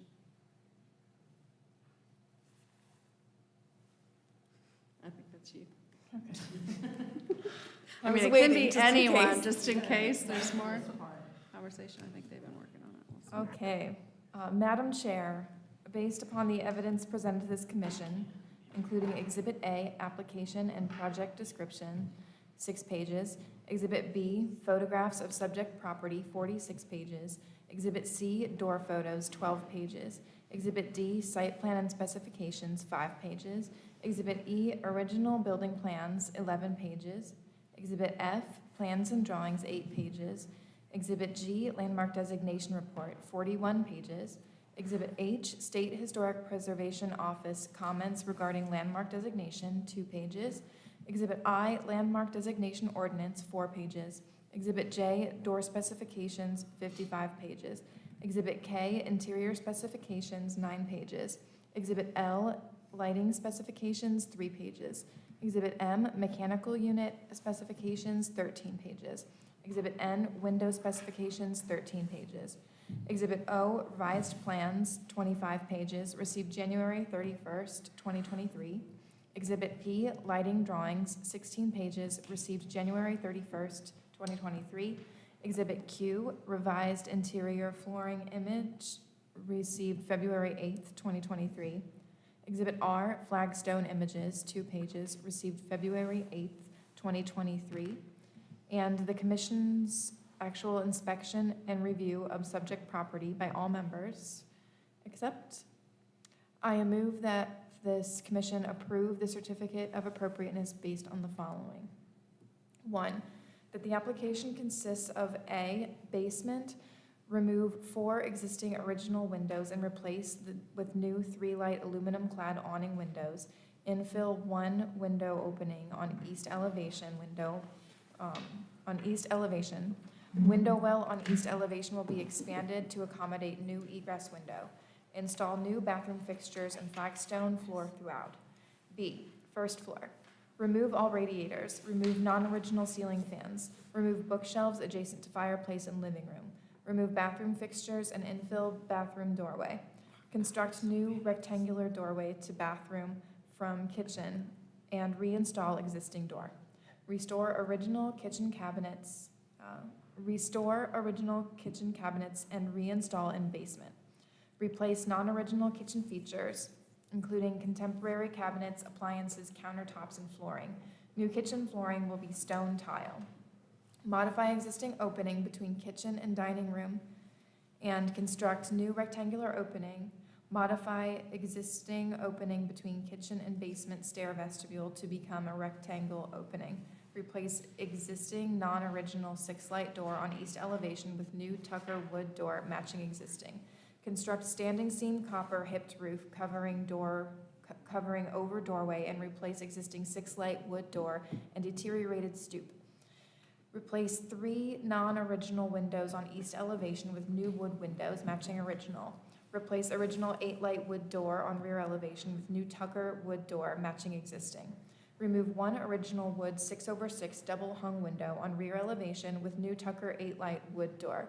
Removed window will be retained and preserved on site. Replace existing non-original French doors on rear elevation with new wood triple 4-light TDL casement window. Replace existing half-light door with new 4-light TDL wood casement window and infill opening with stucco wall matching existing. Remove existing screen doors from front and rear elevations. Replace original flagstone and brick terrace and steps in front of elevation with new terrace and steps in the same configuration and dimensions as existing, with all new materials matching the original as closely as possible in appearance, texture, and color. Remove non-original shade structure from terrace. Replace damaged steps at existing rear entry with new stone steps. Replace original downspouts. Install new black powder-coated metal light fixtures on side and rear elevations. C, second floor.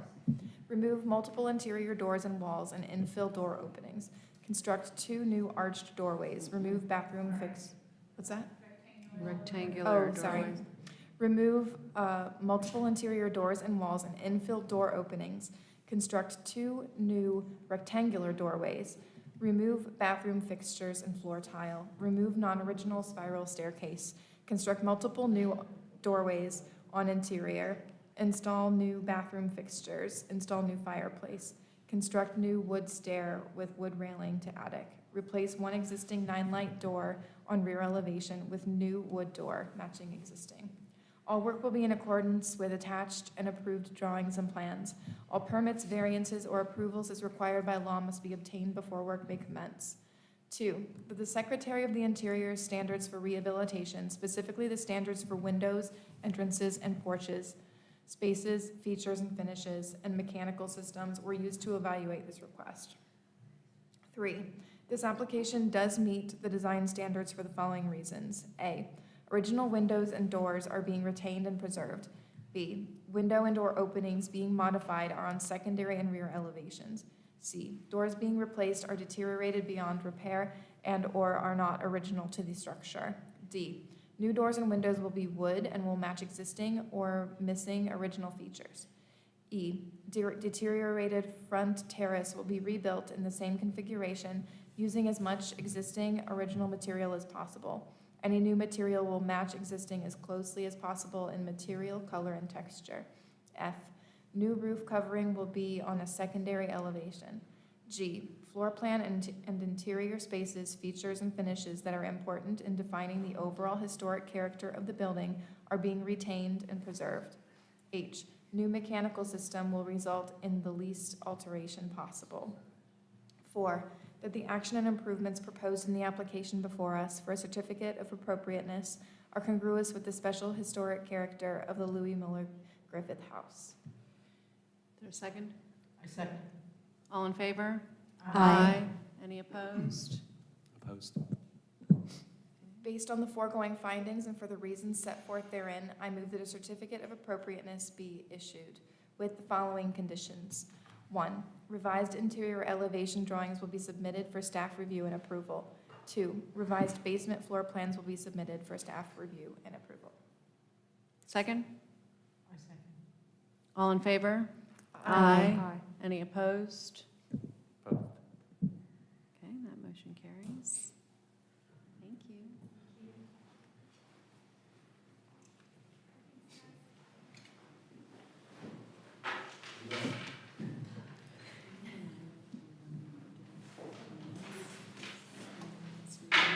We need to do that when we're done with this next one. Okay, we're going to move to the next application, which is also new business in Montford at 109 Kingsland Alley. We'll start with Alex's staff report. Right. So this property is a newly subdivided lot. I think some of you were here when the subdivision came through. And so it's behind or parallel to Watauga Street. It actually, on GIS mapping, connects all the way from Pearson to Danville Place, but obviously if you went there, you cannot drive through there because it's not improved all the way through. So, so it's just this new lot that's been shaved off of the back of 30 Watauga Avenue. And so the proposal is to construct a new, 2 new structures. And just to give a little bit of clarification, in the past, we've had a couple applications come through where they really wanted to propose what was in form a new primary structure / secondary structure, where it was on an alley, where it's supposed to be smaller and similar in design to the primary structure, but they wanted it from a livability standpoint to function more like a single-family house. And so in these, the areas that are zoned appropriately for additional primary structures to be basically on the same site, if you're looking at it from a form standpoint, we've looked at them through the lens of the primary structure guidelines. So being the building on the left would be the primary structure. And then the building on the right would be the accessory structure. They're both still technically accessory structures, so it's kind of a little bit of a nuance there, but just to give some context to the way the staff and the commission have looked at these in the past. So I think I included, okay, just to start with, this is the primary structure that's fronting on Watauga Street. And I can pull up some more relevant photos if it's helpful. Not being an architectural historian, I want to call this a vernacular shingle house. That's sort of how it's described in the National Register nomination. It's got its own specific character, I would say, as do most of the houses on Watauga are all pretty interesting in their architectural features. So to go back to the drawings, the proposal is for this little one-story primary structure and then a little single-story garage. I think in the new construction worksheet, the primary structure is noted as being, it basically calculates both floor plans together, but I would say we wouldn't typically do that since one of the floors is at basement level. So in my mind, the square footage calculation, if you're looking at the form between the primary structure on Watauga Street and this house is significantly smaller. It's only like, I think it's 1,600 square feet. So I think from an overall concept standpoint, I think, two structures along the alley right like this is appropriate. There's plenty of other examples of where there's lots of accessory structures close together on the alleyways in Montford. I am struggling a little bit with the design of the proposed primary structure. I don't know that it has a strong enough relationship with the structure on Watauga Street, although it is pretty simplified. I think part of what I'm struggling with a little bit is that it almost wants to be symmetrical and is not, but only slightly. It's got the little dormers kind of just right off to the side. And then also the porch, I think the porch could be something that could relate more to the structure on Watauga Street. It's inset within the building footprint, which I think is a little odd, whereas in Montford, we're more so see porches that are, their own element extending beyond the footprint of the floor plan of the interior floor plan. So that part I think is throwing me off a little bit. And maybe some other minor tweaks to the fenestration could help it read. They are pretty far away, I would say. I don't know, like if you go drive along Danville Place, there are quite a number of accessory structures that don't really exactly match the primary structures that they're behind. And I think that's just a product of evolution of the neighborhood over time, and the design standards haven't been there forever. And I don't think the design standards certainly don't say that it has to match exactly the features. It just, I think, says it should be smaller and similar in design whenever there's houses located or structures located along alleyways or secondary streets, or new and old on the same site. There is another standard that's applicable when looking at the primary structure. I'm not noting anything about the garage structure. It seems simple enough.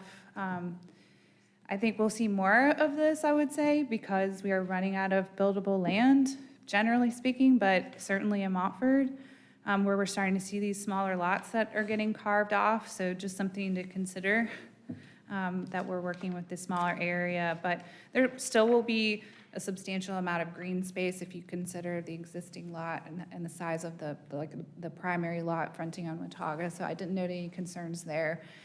This streetscape also has like a little bit, if you could pass through the whole way along the alley, you could see that there's like kind of a hodgepodge of different building types on this. There's like a little Craftsman bungalow next door that only partly reads like it has anything to do with the house that's on Watauga, but it's also, the bungalow was built in like 1930, I think. And then there's a historic garage structure farther up, and then there's another new primary structure that was built as the hybrid kind of accessory primary structure too, that came through this commission not too long ago. I want to say it was like 4 years ago. So Alex, these little lots are like legally subdivided off, right? They're Right. no longer legally part of that original Correct. house? Okay. Yeah, yeah. They actually had to improve the right-of-way to subdivide this lot, so it was not an inexpensive task to do. They had to improve it to a city standard, so it's, and I think that the lot on the corner of Danville and Kingsland is also under the process, or in the process of being redeveloped or developed, so. I did note a couple of like material things to the applicant. I noted the textured siding that's called out in the plans, that the commission has always required fiber cement siding to be smooth, which they submitted a revised spec for, so they are proposing smooth siding. We did not originally have to note the door materials. The commission hasn't approved metal or fiberglass doors on new construction either. So that's something to consider. Are you talking about the garage doors or metal, or No, the Oh, pedestrian front door. doors. Yeah. They're aluminum clad. Sorry, they're aluminum clad, not fiberglass. And I also noted some concerns about the streetscape, or the landscape plan. The standards require a minimum of foundation plantings, ground cover, and new trees, and they are removing most of the trees from this lot because they have to for construction purposes. And I know once it's built out, it will still be a very small lot and there won't be a lot of area, but I still think they should plant either like dogwoods or some kind of small maturing tree, because I just feel like it's going to be pretty bare back there. Also the landscape architect is only showing foundation plantings along the front elevation, but they did revise the plan to show plantings along the driveway, which is required. So I explained to them that the standards don't say that the foundation plantings have to be installed on all elevations, but that's certainly something the commission has required in the past for construction projects. I think it could be simplified since it's an accessory structure kind of along an alleyway, but just something I noted to them. I did also ask for a few additional items that are in your packet, the streetscape rendering, which kind of hard to do because it's a little bit disjointed, as I mentioned back there. The garage door specifications, which are in your packet. I did, in looking at those on the past couple of days, they also have a wood grain texture, which I don't recall that the commission's approved wood grain texture doors in the past. So just something for discussion. And they also supplied the lighting specifications that are in your packet. The retaining wall is going to be, I think it's going to be boulder retaining wall. And then I think the mechanical unit was shown, but we don't have the specs for the mechanical unit. And they're not showing any screening on the plans for that unit either, so. I think that was my list of things. Any questions for Alex? When I first saw it, I thought that before that dormer showed up. Was there a different plan before the dormer? Or did I just look at it wrong? I thought it looked like a ranch house, and I thought the dormer was added, but it not being centered on there, or the door, or is that causing any staff concern? I think if it Such were, an unused alley.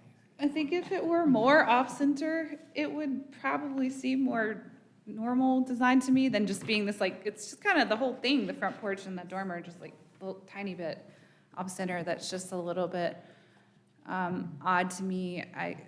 Again, it's such a small structure that is on a secondary street. I don't think it should be, like super detailed, but if I had any design critique to give, it would just be that, I think.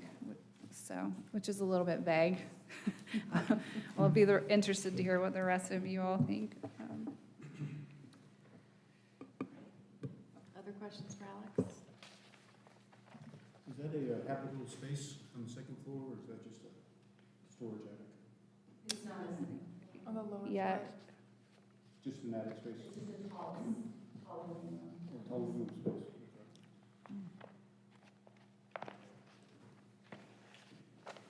I agree with you about the door material and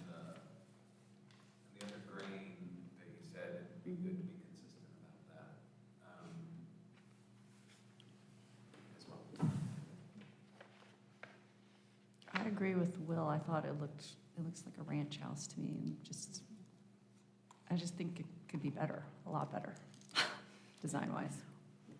When you see the plan, and it's got these kind of three distinct things that translate on the exterior, the floor plan reminds me of what I think the Watauga Street floor plan would look like. And that building, that house has these sort of three very distinct sections of the elevation on the front. And then when you look at the elevation, obviously elevations are drawn flat, so they look flat in the first place. But the roof line isn't really picking up on what's happening in the floor plan in that same really three distinct kind of chunks of the front of the house there, which I think is maybe missed opportunity. If there is some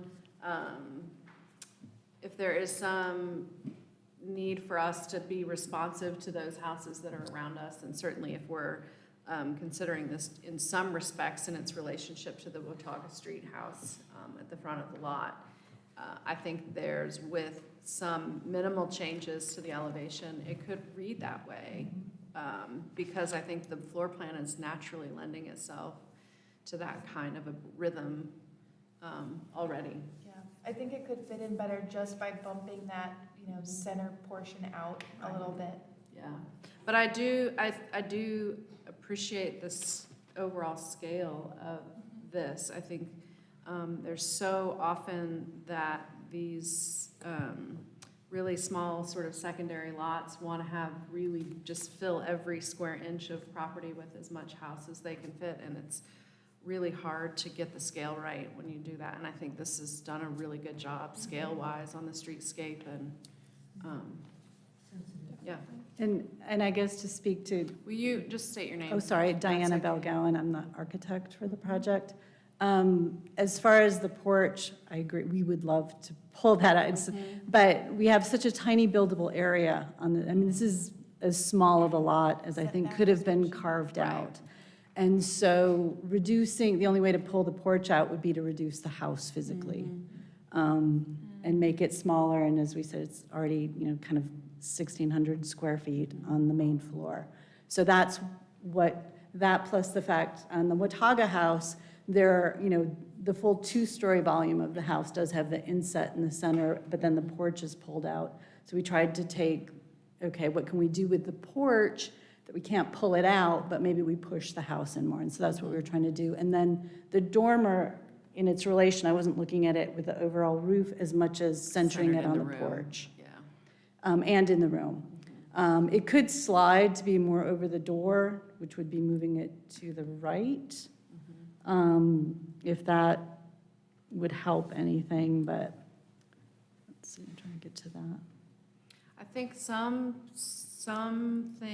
happening on the front could help the porch read differently and still be recessed to some extent, right? If there was some kind of a change in the roof line there. Maybe it would be possible to instead of just break that clear horizontal with a little bit of elevation change. Well, that's what we were trying to do with a dormer, to kind of pull something out. But the open gable is on one-story houses. If you walk down Pearson, the open gable coming at you as an L, where you have an open gable, and that seemed to be more common of a treatment of roof lines Than in the hip. Montfort than the, there is ranch, but with larger, I'm calling ranch, but straight roofs with larger dormers or eyebrows, or but having an open gable, I don't know if that it presented itself more of the period of significance, to sort of mimic or follow along that architecture. Yeah, and basically the gable is simply, it's part of what we're doing too is this is supposed to, although it is its own lot and it is a primary residence, it is supposed to be acting as an accessory. So we're trying to create a little building that's big enough to really be a house. Right. And then making a roof that's not kind of puffing up the size too much, which is basically sort of what led us to the hips. Plus the hips mimic what's going on. The Watauga house is hipped. although it's very hard to tell because of, you just can't get that But it's perspective. got that sort of smaller hip that's just on those two, right? It's the whole Yeah, there's thing two is little hips come coming out. in the front. Yeah. I almost, No, I know what you're saying. And, you probably drew it that way at one point. well, You we probably lose, did. I would've. it would be, potentially that would be possible, Mm-hmm. but to do that would take the porch to being more of a deck, which is, Not- decks kind of right. don't happen. Right. So that's why, the roof kind of overhung the recess porch to create a porch, which is very Montford. And then the porch is pulled out a couple of feet just to get the columns there, and that's really because, the depth. So that was sort of, it's a tough lot. It is a tough lot. And it's a really complicated, yeah. because it's an alley, it kicks in like a lot of different things and then relating to this house. So, we've played with a lot. know, you And have. Yeah. Definitely, we hear you. And, but it's kind of like, wow, we started, we kind of had like gables facing the front and maybe gables on the side, but then it's like the roof starts getting bigger. Yeah. So So that's. what if the porch was hipped, had its own little Oh, little tiny. hip? If that pulled out and theoretically they lost, the other thing is it's facing south, so that would be Yeah. super nice light to get into that living room, which is kind of deep. That was kind of the other thing that the dormer was doing. Yeah, Is it's it getting gets in some this- clear story windows, and that is directly south facing. If we put a hip over the porch, it would create something separate at the porch. I'm just trying to think it through. Do If you we- have the room to hip that roof over the porch? It'd be like those hips. You can see on Yeah, Watauga, they it's don't only have to be- stepping back like a foot or two to the center, and so that's why you can't really read those hips. I'm sure in elevation, that house looks great. You just don't read you don't, it's a beautiful house. I'm not saying it doesn't look Yeah. great, but I'm saying that when you look at it here, you really aren't catching You're that roof looking because you at it can't from a see it. angle. Yeah, but I think the way it was drawn, it's got this wonderful symmetry. I'm sure the architect was like, yeah, I nailed it. You know? But, We never do that. so we could theoretically, the other thing that, the dormer right now is where it is, it's sitting back, flush with the face of wall that is the back end of the porch, which is basically the living room wall. It doesn't, Yeah, it's it back could here. be theoretically pulled forward towards the front of the porch. Kind of creates an odd little shelf thing there with a window. From the interior side, it'd be kind of like almost a loft. It was, those were sort of the things I was playing with when I was doing it, is like, it would look nice on the outside, but it's kind of like, what is that space? And is it just, what do you put up there, like a pot and dust? That definitely would, it could pull out. If it didn't have a porch, definitely that would give the roof a lot more to it, but we just felt that porches are super important. We also looked at face, like what way does the house face? At one point we looked at, does it face towards Danville? And because you can more easily get a porch there because we have physical space, but then that seems strange. Like it's like facing the back end of a potential other to-be-developed lot, so it didn't seem to be appropriate in terms of the siting. So anyway, that's a lot of how we got to now and not really any answers. But Are you planning to put a railing on that porch? we were not, but that was a discussion we were having back here, is that maybe that would maybe help it. We didn't because Your grade's it's not so tall low, enough, and, yeah. but, and that's partly because, again, we want to keep the house small in scale. Also, they're planning to retire here and have single-floor living. But if you look at the house on Watauga, They do, it's a very similar porch, actually. It's pretty much right on the ground. There's 2 steps up into it, and then they have that railing, which is like it's less than, I haven't stood on their porch to measure, but it's in the range of like 24 to 30 inches high with, like, as a low wall.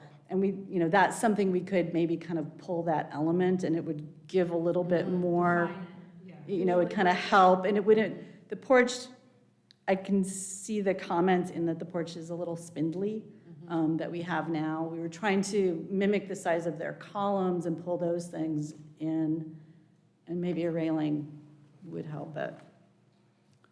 I think some sort of way to delineate the porch in the middle is gonna help kind of break the front up. Yeah. But in general, though, I think the scale feels really good to me on that lot and in relation to the things not only on the alley, but also the house on Watauga. And also these buildings, in proportion to each other as well. Yeah.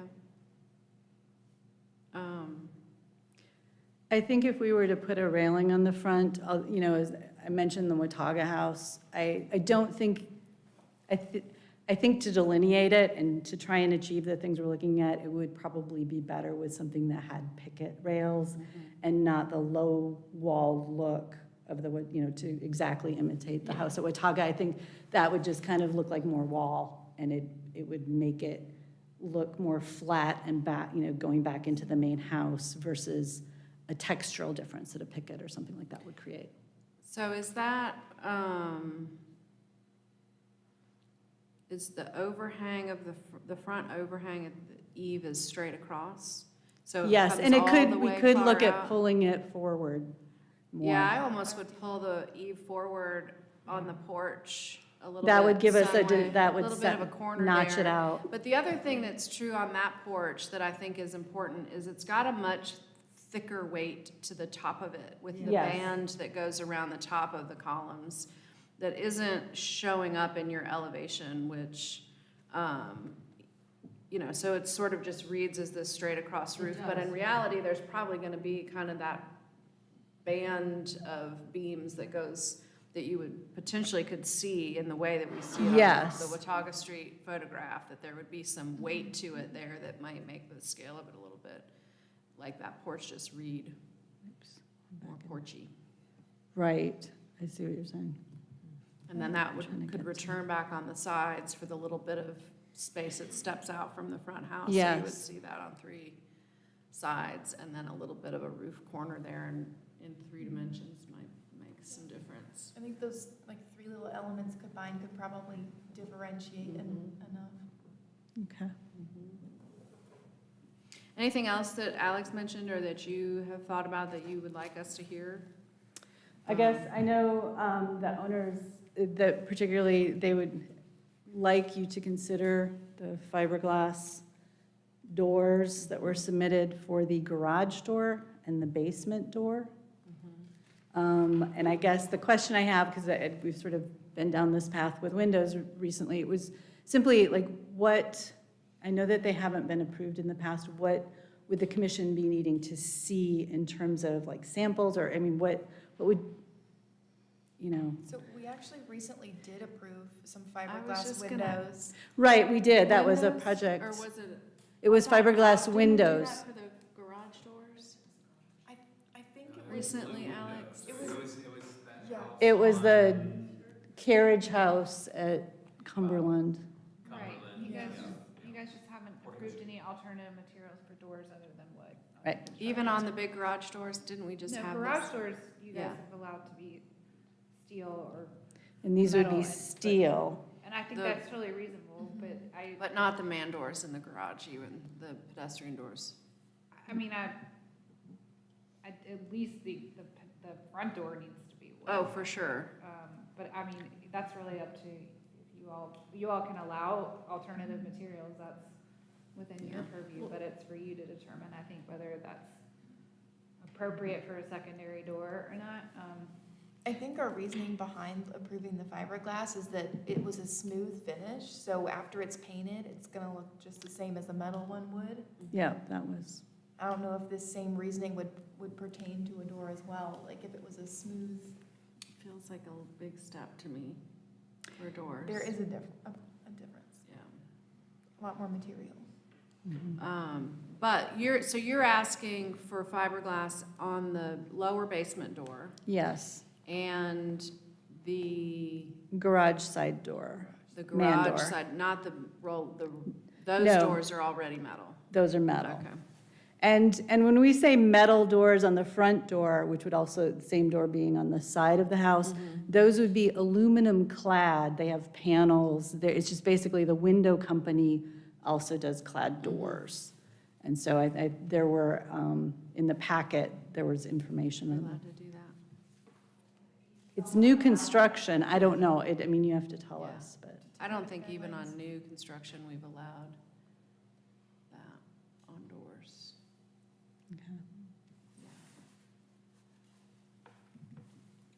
Yes, sir. Oh, I was just going to say, the You reason why can, I was... will you state your name for Oh, us, please? David first? Johnson. Yeah. Mhm. The reason I looked at the fiberglass is because of the water.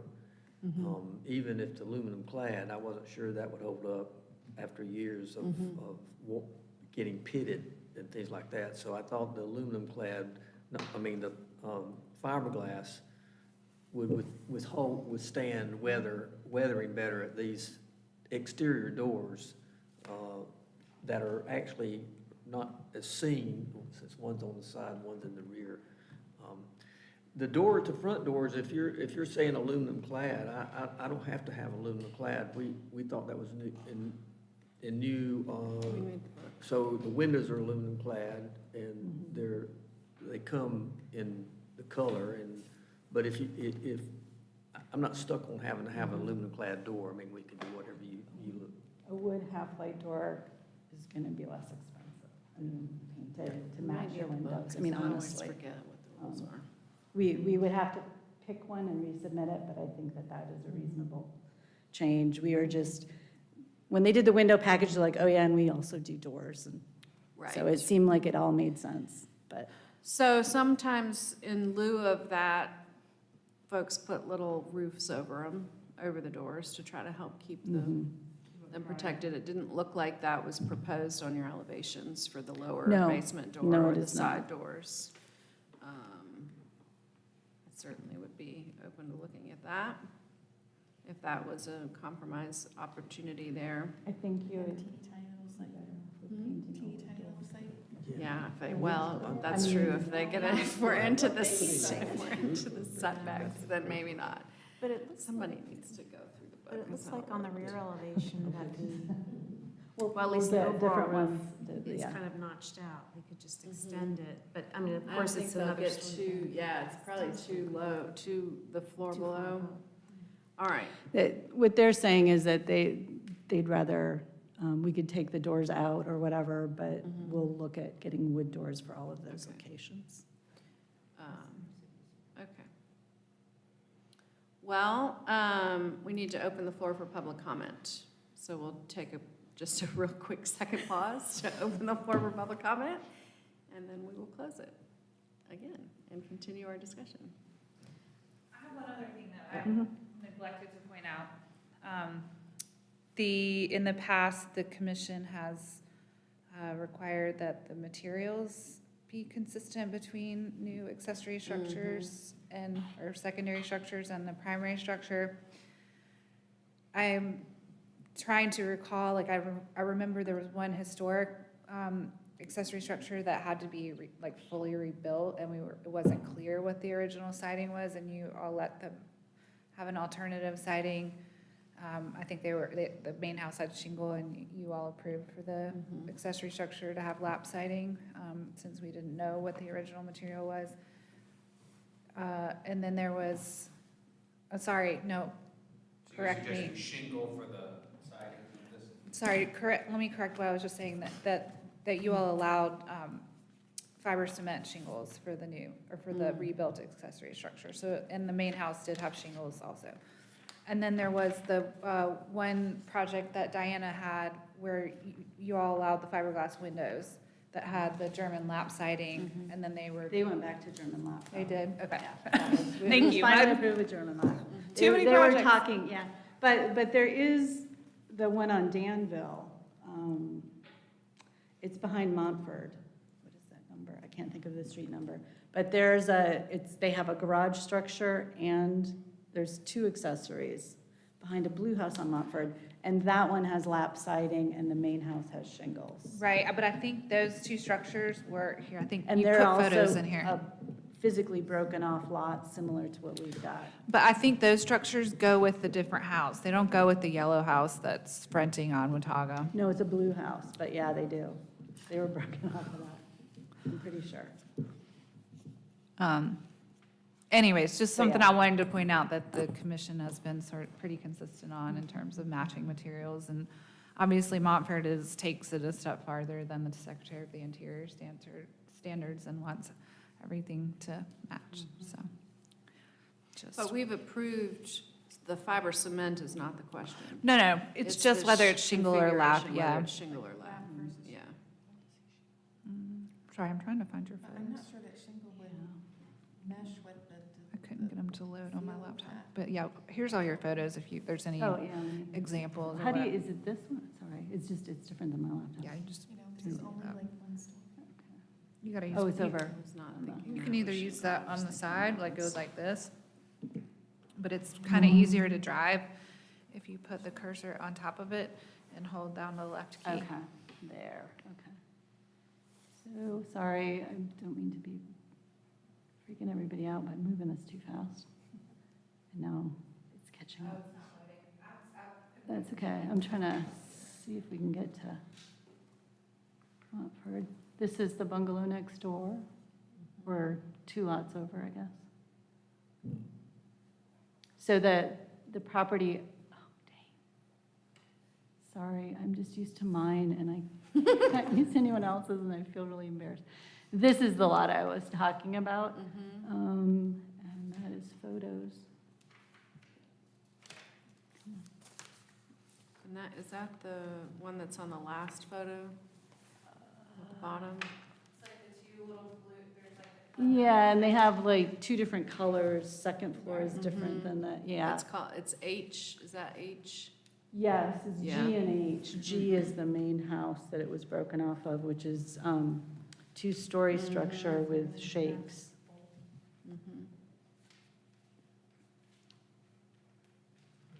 Going back a minute to the symmetry, did you ever consider like 2 smaller dormers rather than just the one? Or maybe like a different, like 2 eyebrows or some kind of nod to? Not really, because it's not, you don't see that as much in Montford. The single seems to be more traditional. It's not that we're necessarily opposed to it, but that you just don't see the. Right. I feel like I'd almost rather not see anything than the one off-center. I don't know, that's just me. Maybe see that extended hip instead. Well, Yeah. and I can appreciate the need for lighting in there. I wonder if it would work centered.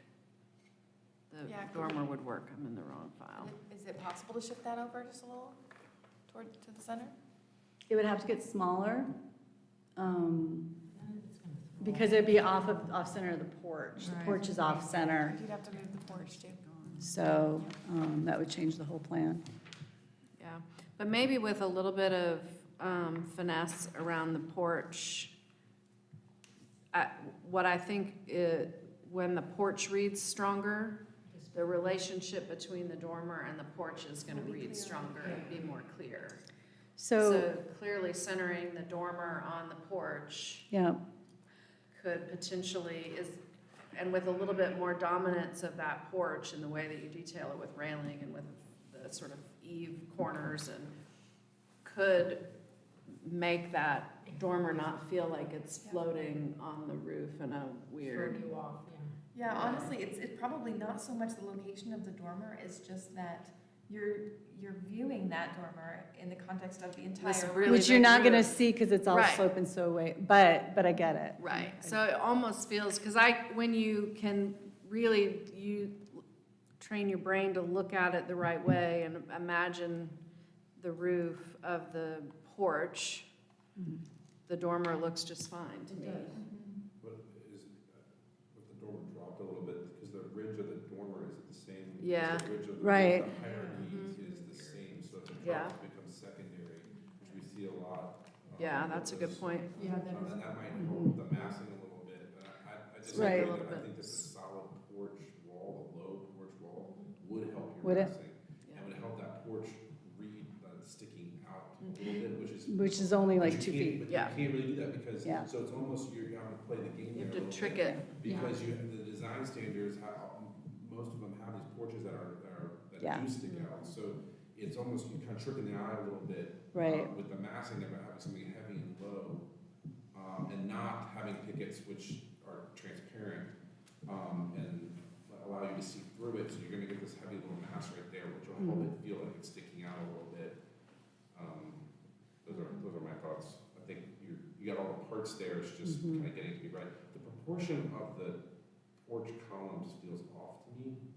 They feel really heavy, and I don't. That's relating to Watauga, Yeah, I which don't are, know whether the picture on Watauga, they seem skinnier.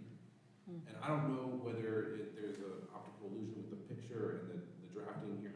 Something seems off with that, and they just felt heavy to me. see, I felt the opposite. I mean, honestly, I'm not, I was like, God, ours looks spindly no matter what I do. Because those are like 10 inches, which is literally the same. Matches what Watauga Yeah. is. Then maybe that's just a tall. So I don't know why, but yeah, If you're mimicking that, then. yeah. Same column, but on a different scaled structure. Right, Yeah. and so I do think we also have the potential in talking this through of taking the gable, pulling it out to the front of the columns with windows, but reflecting that back on the wall with a secondary window. So it's basically 2 sets of window with a tall porch ceiling. That would give us that massing that we're looking at. It would give them light into their living room. I think it would achieve a lot of what Yeah. we're talking about here. That would be a way to do it. That I just hadn't, Yeah. yeah. I would love to see any of those things. Okay.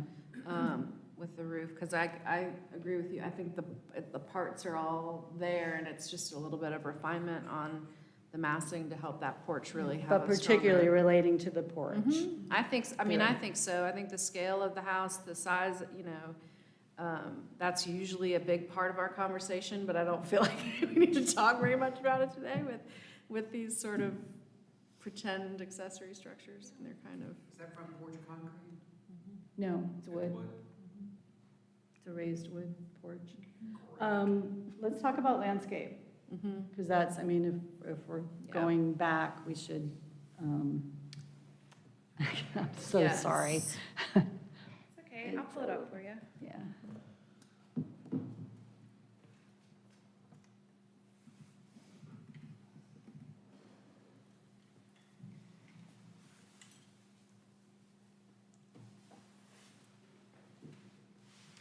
And so I guess the question that I have, and Alex touched on it a little bit, is that the guidelines do talk about foundation plantings.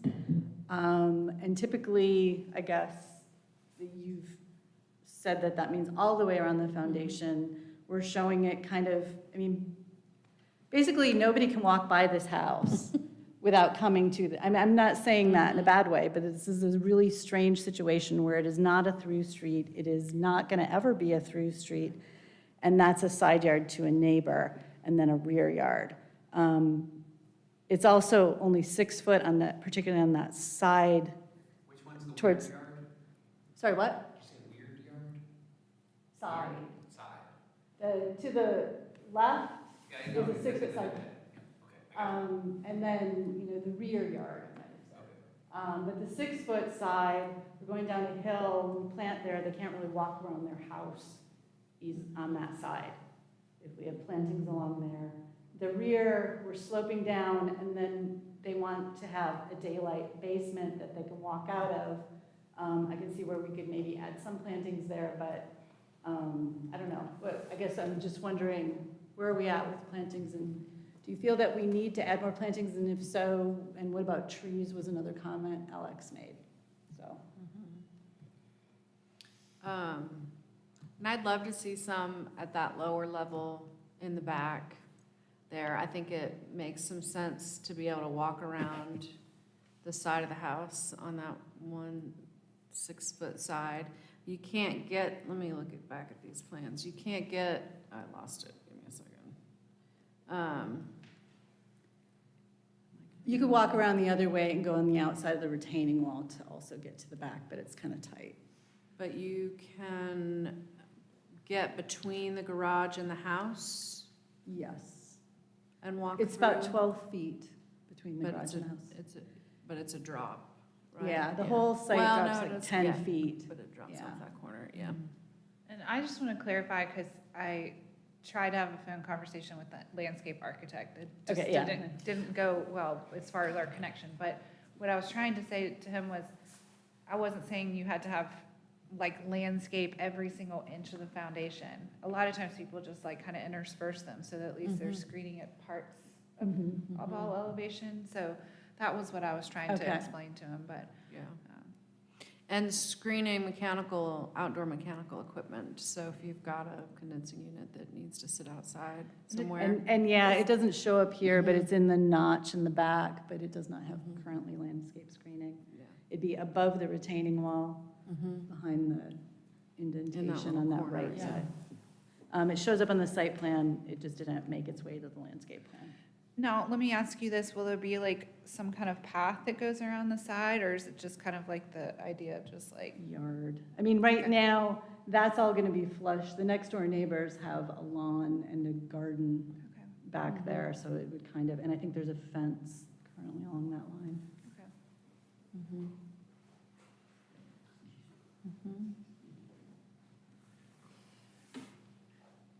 David Johnson again. This is a heavily wooded lot, and so. Not yours, theirs. This back, right at the line here is just a whole series where you really can't see the Watauga house. So, over on the, line where you see by the garage, that's also one tree right after another. Then on this side, which he's got the one maple there, there's still also several more trees along there. So there's But they're all coming out to build your well, house.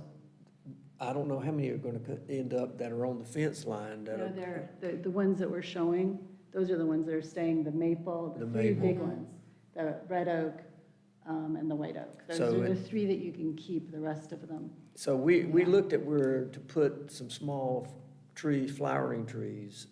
It's hard to, I mean, well, it's kind of like after it's built, I can know where to put one, that another tree won't be. The architect, landscape architect was afraid that there would not be, with some of the other trees from in other yards, where do you put those that they would grow? So that was part of the reason that we talked about The putting. canopy from your neighbors is Yeah. preventing you from planting something. Yeah, so we couldn't decide where there would be that we could put a tree. I love trees. I've planted trees everywhere I've ever been, so, so I want to wait. I want some flowering trees, so, like dogwoods and redbud and things like that. Well, obviously, with a site this small, planting it in the right space that's not gonna be a too small spot later is, we see that a lot where we've had these white pines planted so close Yeah. together. But that's not really a hedge, that was meant to be a tree and they're outgrow their space or whatever. But, so that, I think, is certainly important. I don't, Alex, know the protocols for a sort of follow-up landscape plan once the house is built, which is, I think, what your preference would be, to sort of fields locate those once you've got a house there and can see what's happening. But I don't know how to do that when there's certain landscaping that's required. Well, yeah, if you Yeah. tell me I've got to have a tree somewhere, we'll put Yeah. a tree there. I mean, certainly what we have here, we want to do. Yeah. Well, I think some additional landscape planning and screening the mechanical unit, I don't know that I see as a real compelling location for more bigger trees. No, that was why I suggested like. Yeah. Smaller, like a dogwood, like maybe on the. I think the front down. Like front building corner, Yes. yeah. But, and then if that's on the approved site plan and it becomes infeasible when they're, once they're finish constructing, then we can certainly amend it. Revisit the conversation. Yeah. So I think show it, and then if it So has try to and add, change, once you've got things built and have figured it out, We then can come back can and modify. do what we need to. Yeah.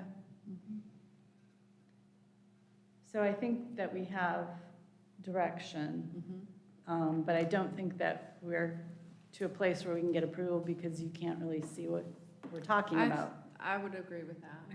I mean, Yeah. you know, it's one thing to say, yeah, it's gonna be this, but Well, and I think it's a lot. you've communicated a couple of options, I think, to try, Yeah. that all seem But worth everything's above the looking. roof line, or Yeah. roof line. Right.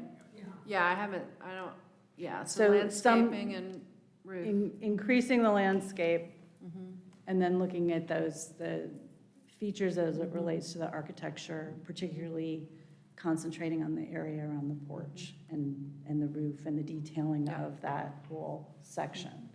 And I think comments so far about the two-car garage are scale-wise. I mean, basically, it's almost exactly imitating, there's a small garage at 30 Watauga. It's littler, but it also has 2 doors, hipped roof.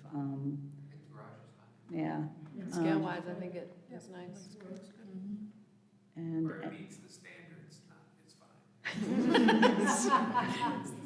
is there are there any other concerns that we should be trying to address?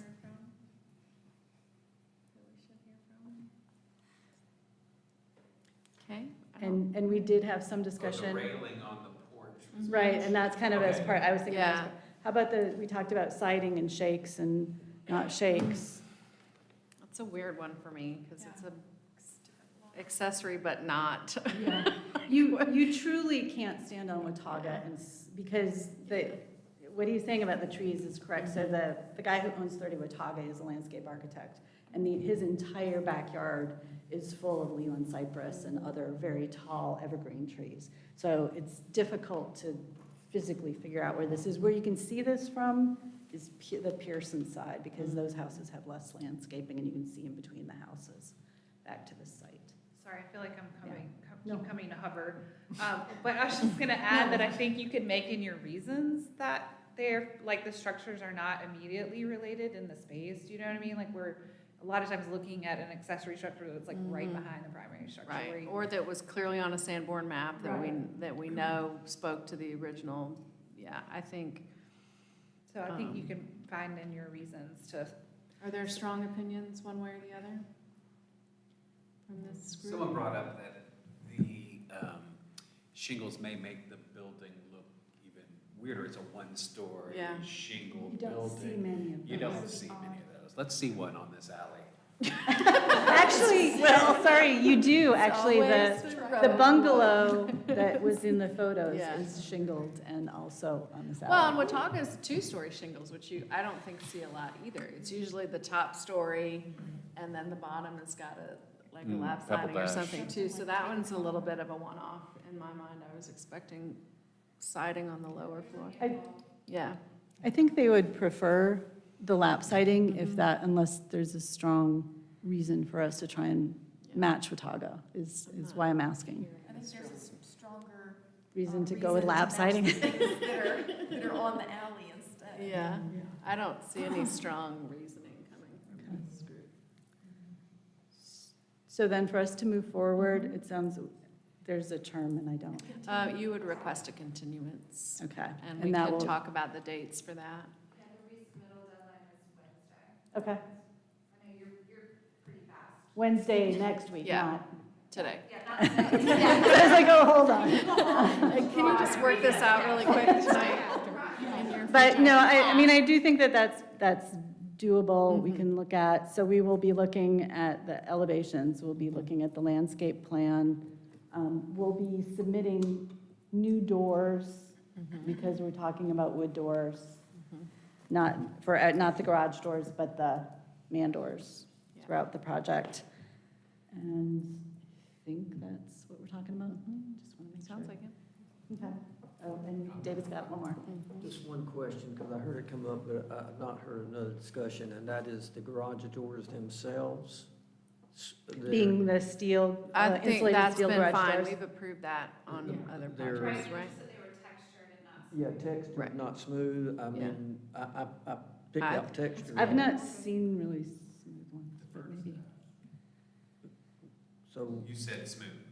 I said that's what we've approved in the past, but. Mhm. we'll do As smooth. opposed to a wood grain. Yeah. Right, Right. that's what was Right. submitted. So sometimes there's like an embossed texture that's not trying to replicate wood that we sometimes use Right. on steel, so it doesn't look so This one, dated. it's hard to tell what they were doing. It's not smooth. Mhm. Yeah. But it doesn't say it's wood grain either. It looked like a cedar like it was supposed to be like a cedar texture. I think it even said that in the. No, that was the lap siding. Oh, okay. I'm No, I know, confusing it then, but that, yeah. So I- this one, it definitely, It's like an embossed almost, I bet. I'm Yeah. thinking of the garage door at my house. It's probably embossed. It sort of just, to me, it's not necessarily different than the siding, Mhm. question of siding, because it doesn't really look like wood. Mhm. Metal, textured metal doesn't look like wood, but, even though that's the intent, but, let's see. that's hard. There's another, the brochure is better.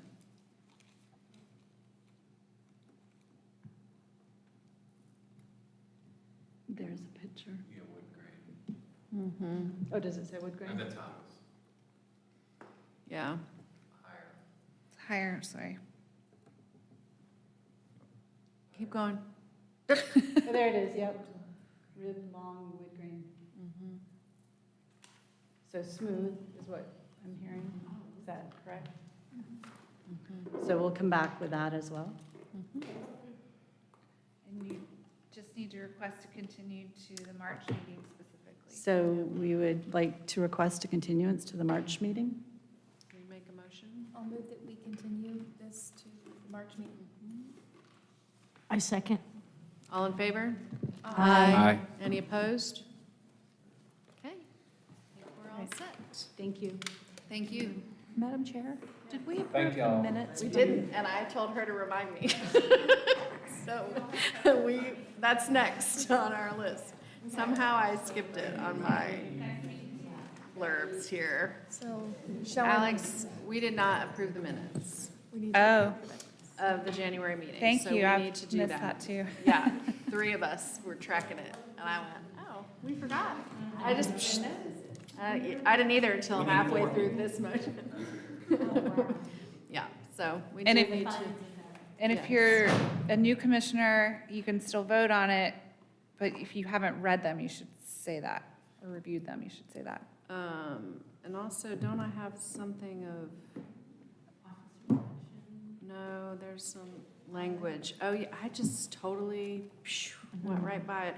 We will consider the minutes from the January meeting of the HRC. The minutes include findings of fact and conclusions of law. Are there any corrections? Hearing none, is there a motion? Move to approve the minutes of the January 11th meeting. Okay, is there a second? I second. All in favor? Aye. Any opposed? No. I just went right past it on the agenda. It's okay, I missed it too. Yep. We have a few things to get through in other business, so please hang tight. I'll try to get through these as quickly as possible. The first thing is, I just wanted to go over the officer election process because we're about to move into that part of the year, and it's a little bit tricky this year because Chair Kite's second term is ending in March, and the rules of procedure require that on or before the March meeting, the chair will appoint a nominating committee, and the nominating committee is usually 2 to 3 people who then put forth the slate of officers for the next year, which our fiscal year starts July 1. So the new slate of officers won't take their places until then. It's also a little different this year in that a lot of times we have like this, it's like the same 4 people are kind of in their place for a little bit. Maybe one has to resign or kind of tends to not be so changing around, but this year it will be different because Commissioner Spring or Vice Chair Spring's second term also is expiring in July. So it'll be a big change as far as the membership on the executive committee. The executive committee, just as a reminder, is the chair, vice chair, second vice chair, and third vice chair, which is kind of funny to me. But really, the vice chairs are really there to kind of help support the role of the chair if, you know, one of you has to be absent. So that's the primary work that the executive committee does at this stage.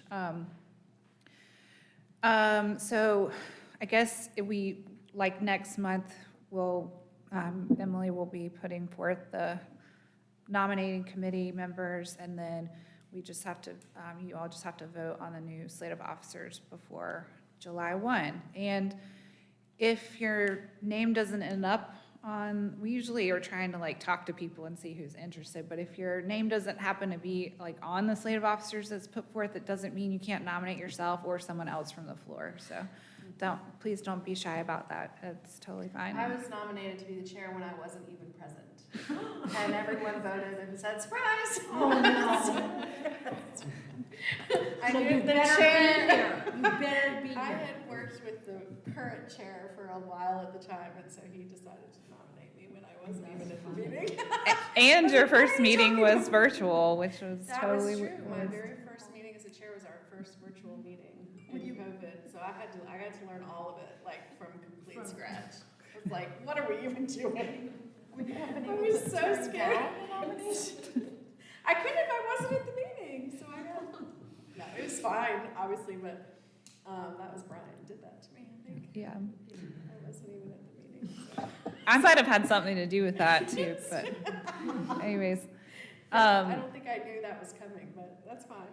This has all worked out. It's been a couple years now, so. I hope you knew that was coming. That would be really bad of us not to forewarn you. Like, please don't anyone else think we're going to appoint you as chair and be. Guess what? Yeah, if you're absent, you're going to be the next chair, just saying. No. Anyways, so hopefully, the process is a little bit, I think, wonky, but it just is what it is in our bylaws, so.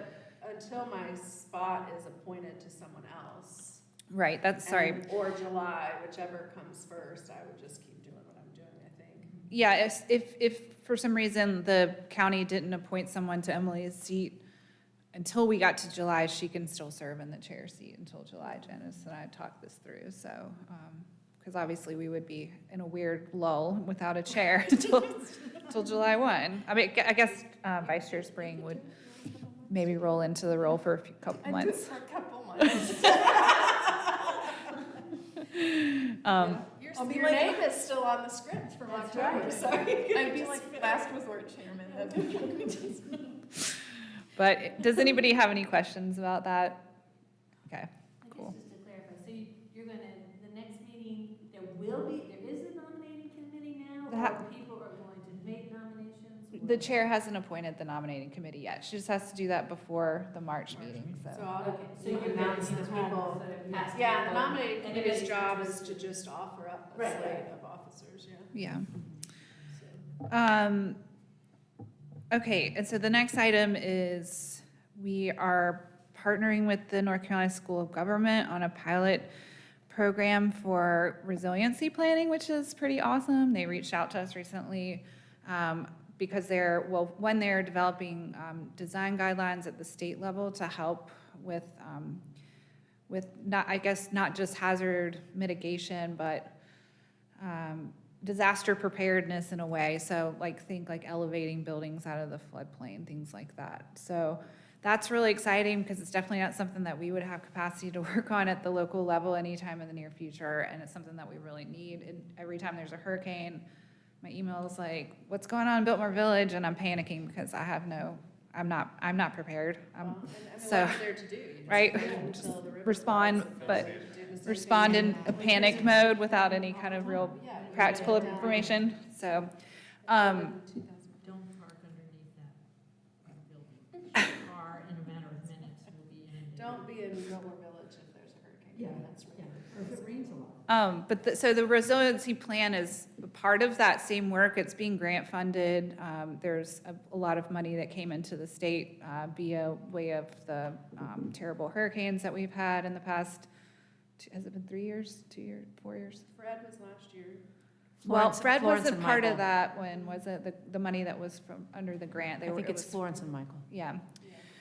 So this will be pretty cool. They're basically we're gonna analyze our GIS data and the flood data to try to understand what historic resources will be impacted by flooding specifically, or can be impacted by flooding specifically. And then we'll go through the process of basically prioritizing which resources to try to look at helping first. And I think we'll look at that through an equity lens. We do have climate justice neighborhoods, most of which are not in the floodplain here, but we do, I'm sure there are probably historic resources I'm not thinking of that are in more vulnerable areas or areas that have vulnerability due to other issues besides flooding. So stay tuned. We're excited about that. I think it's going to be pretty quick process. Like, we're only going to take 2 to 3 months to do this, and then I will definitely come back to you with what we learn. And I think there's going to be us and one eastern city that will be the pilot community. So the last thing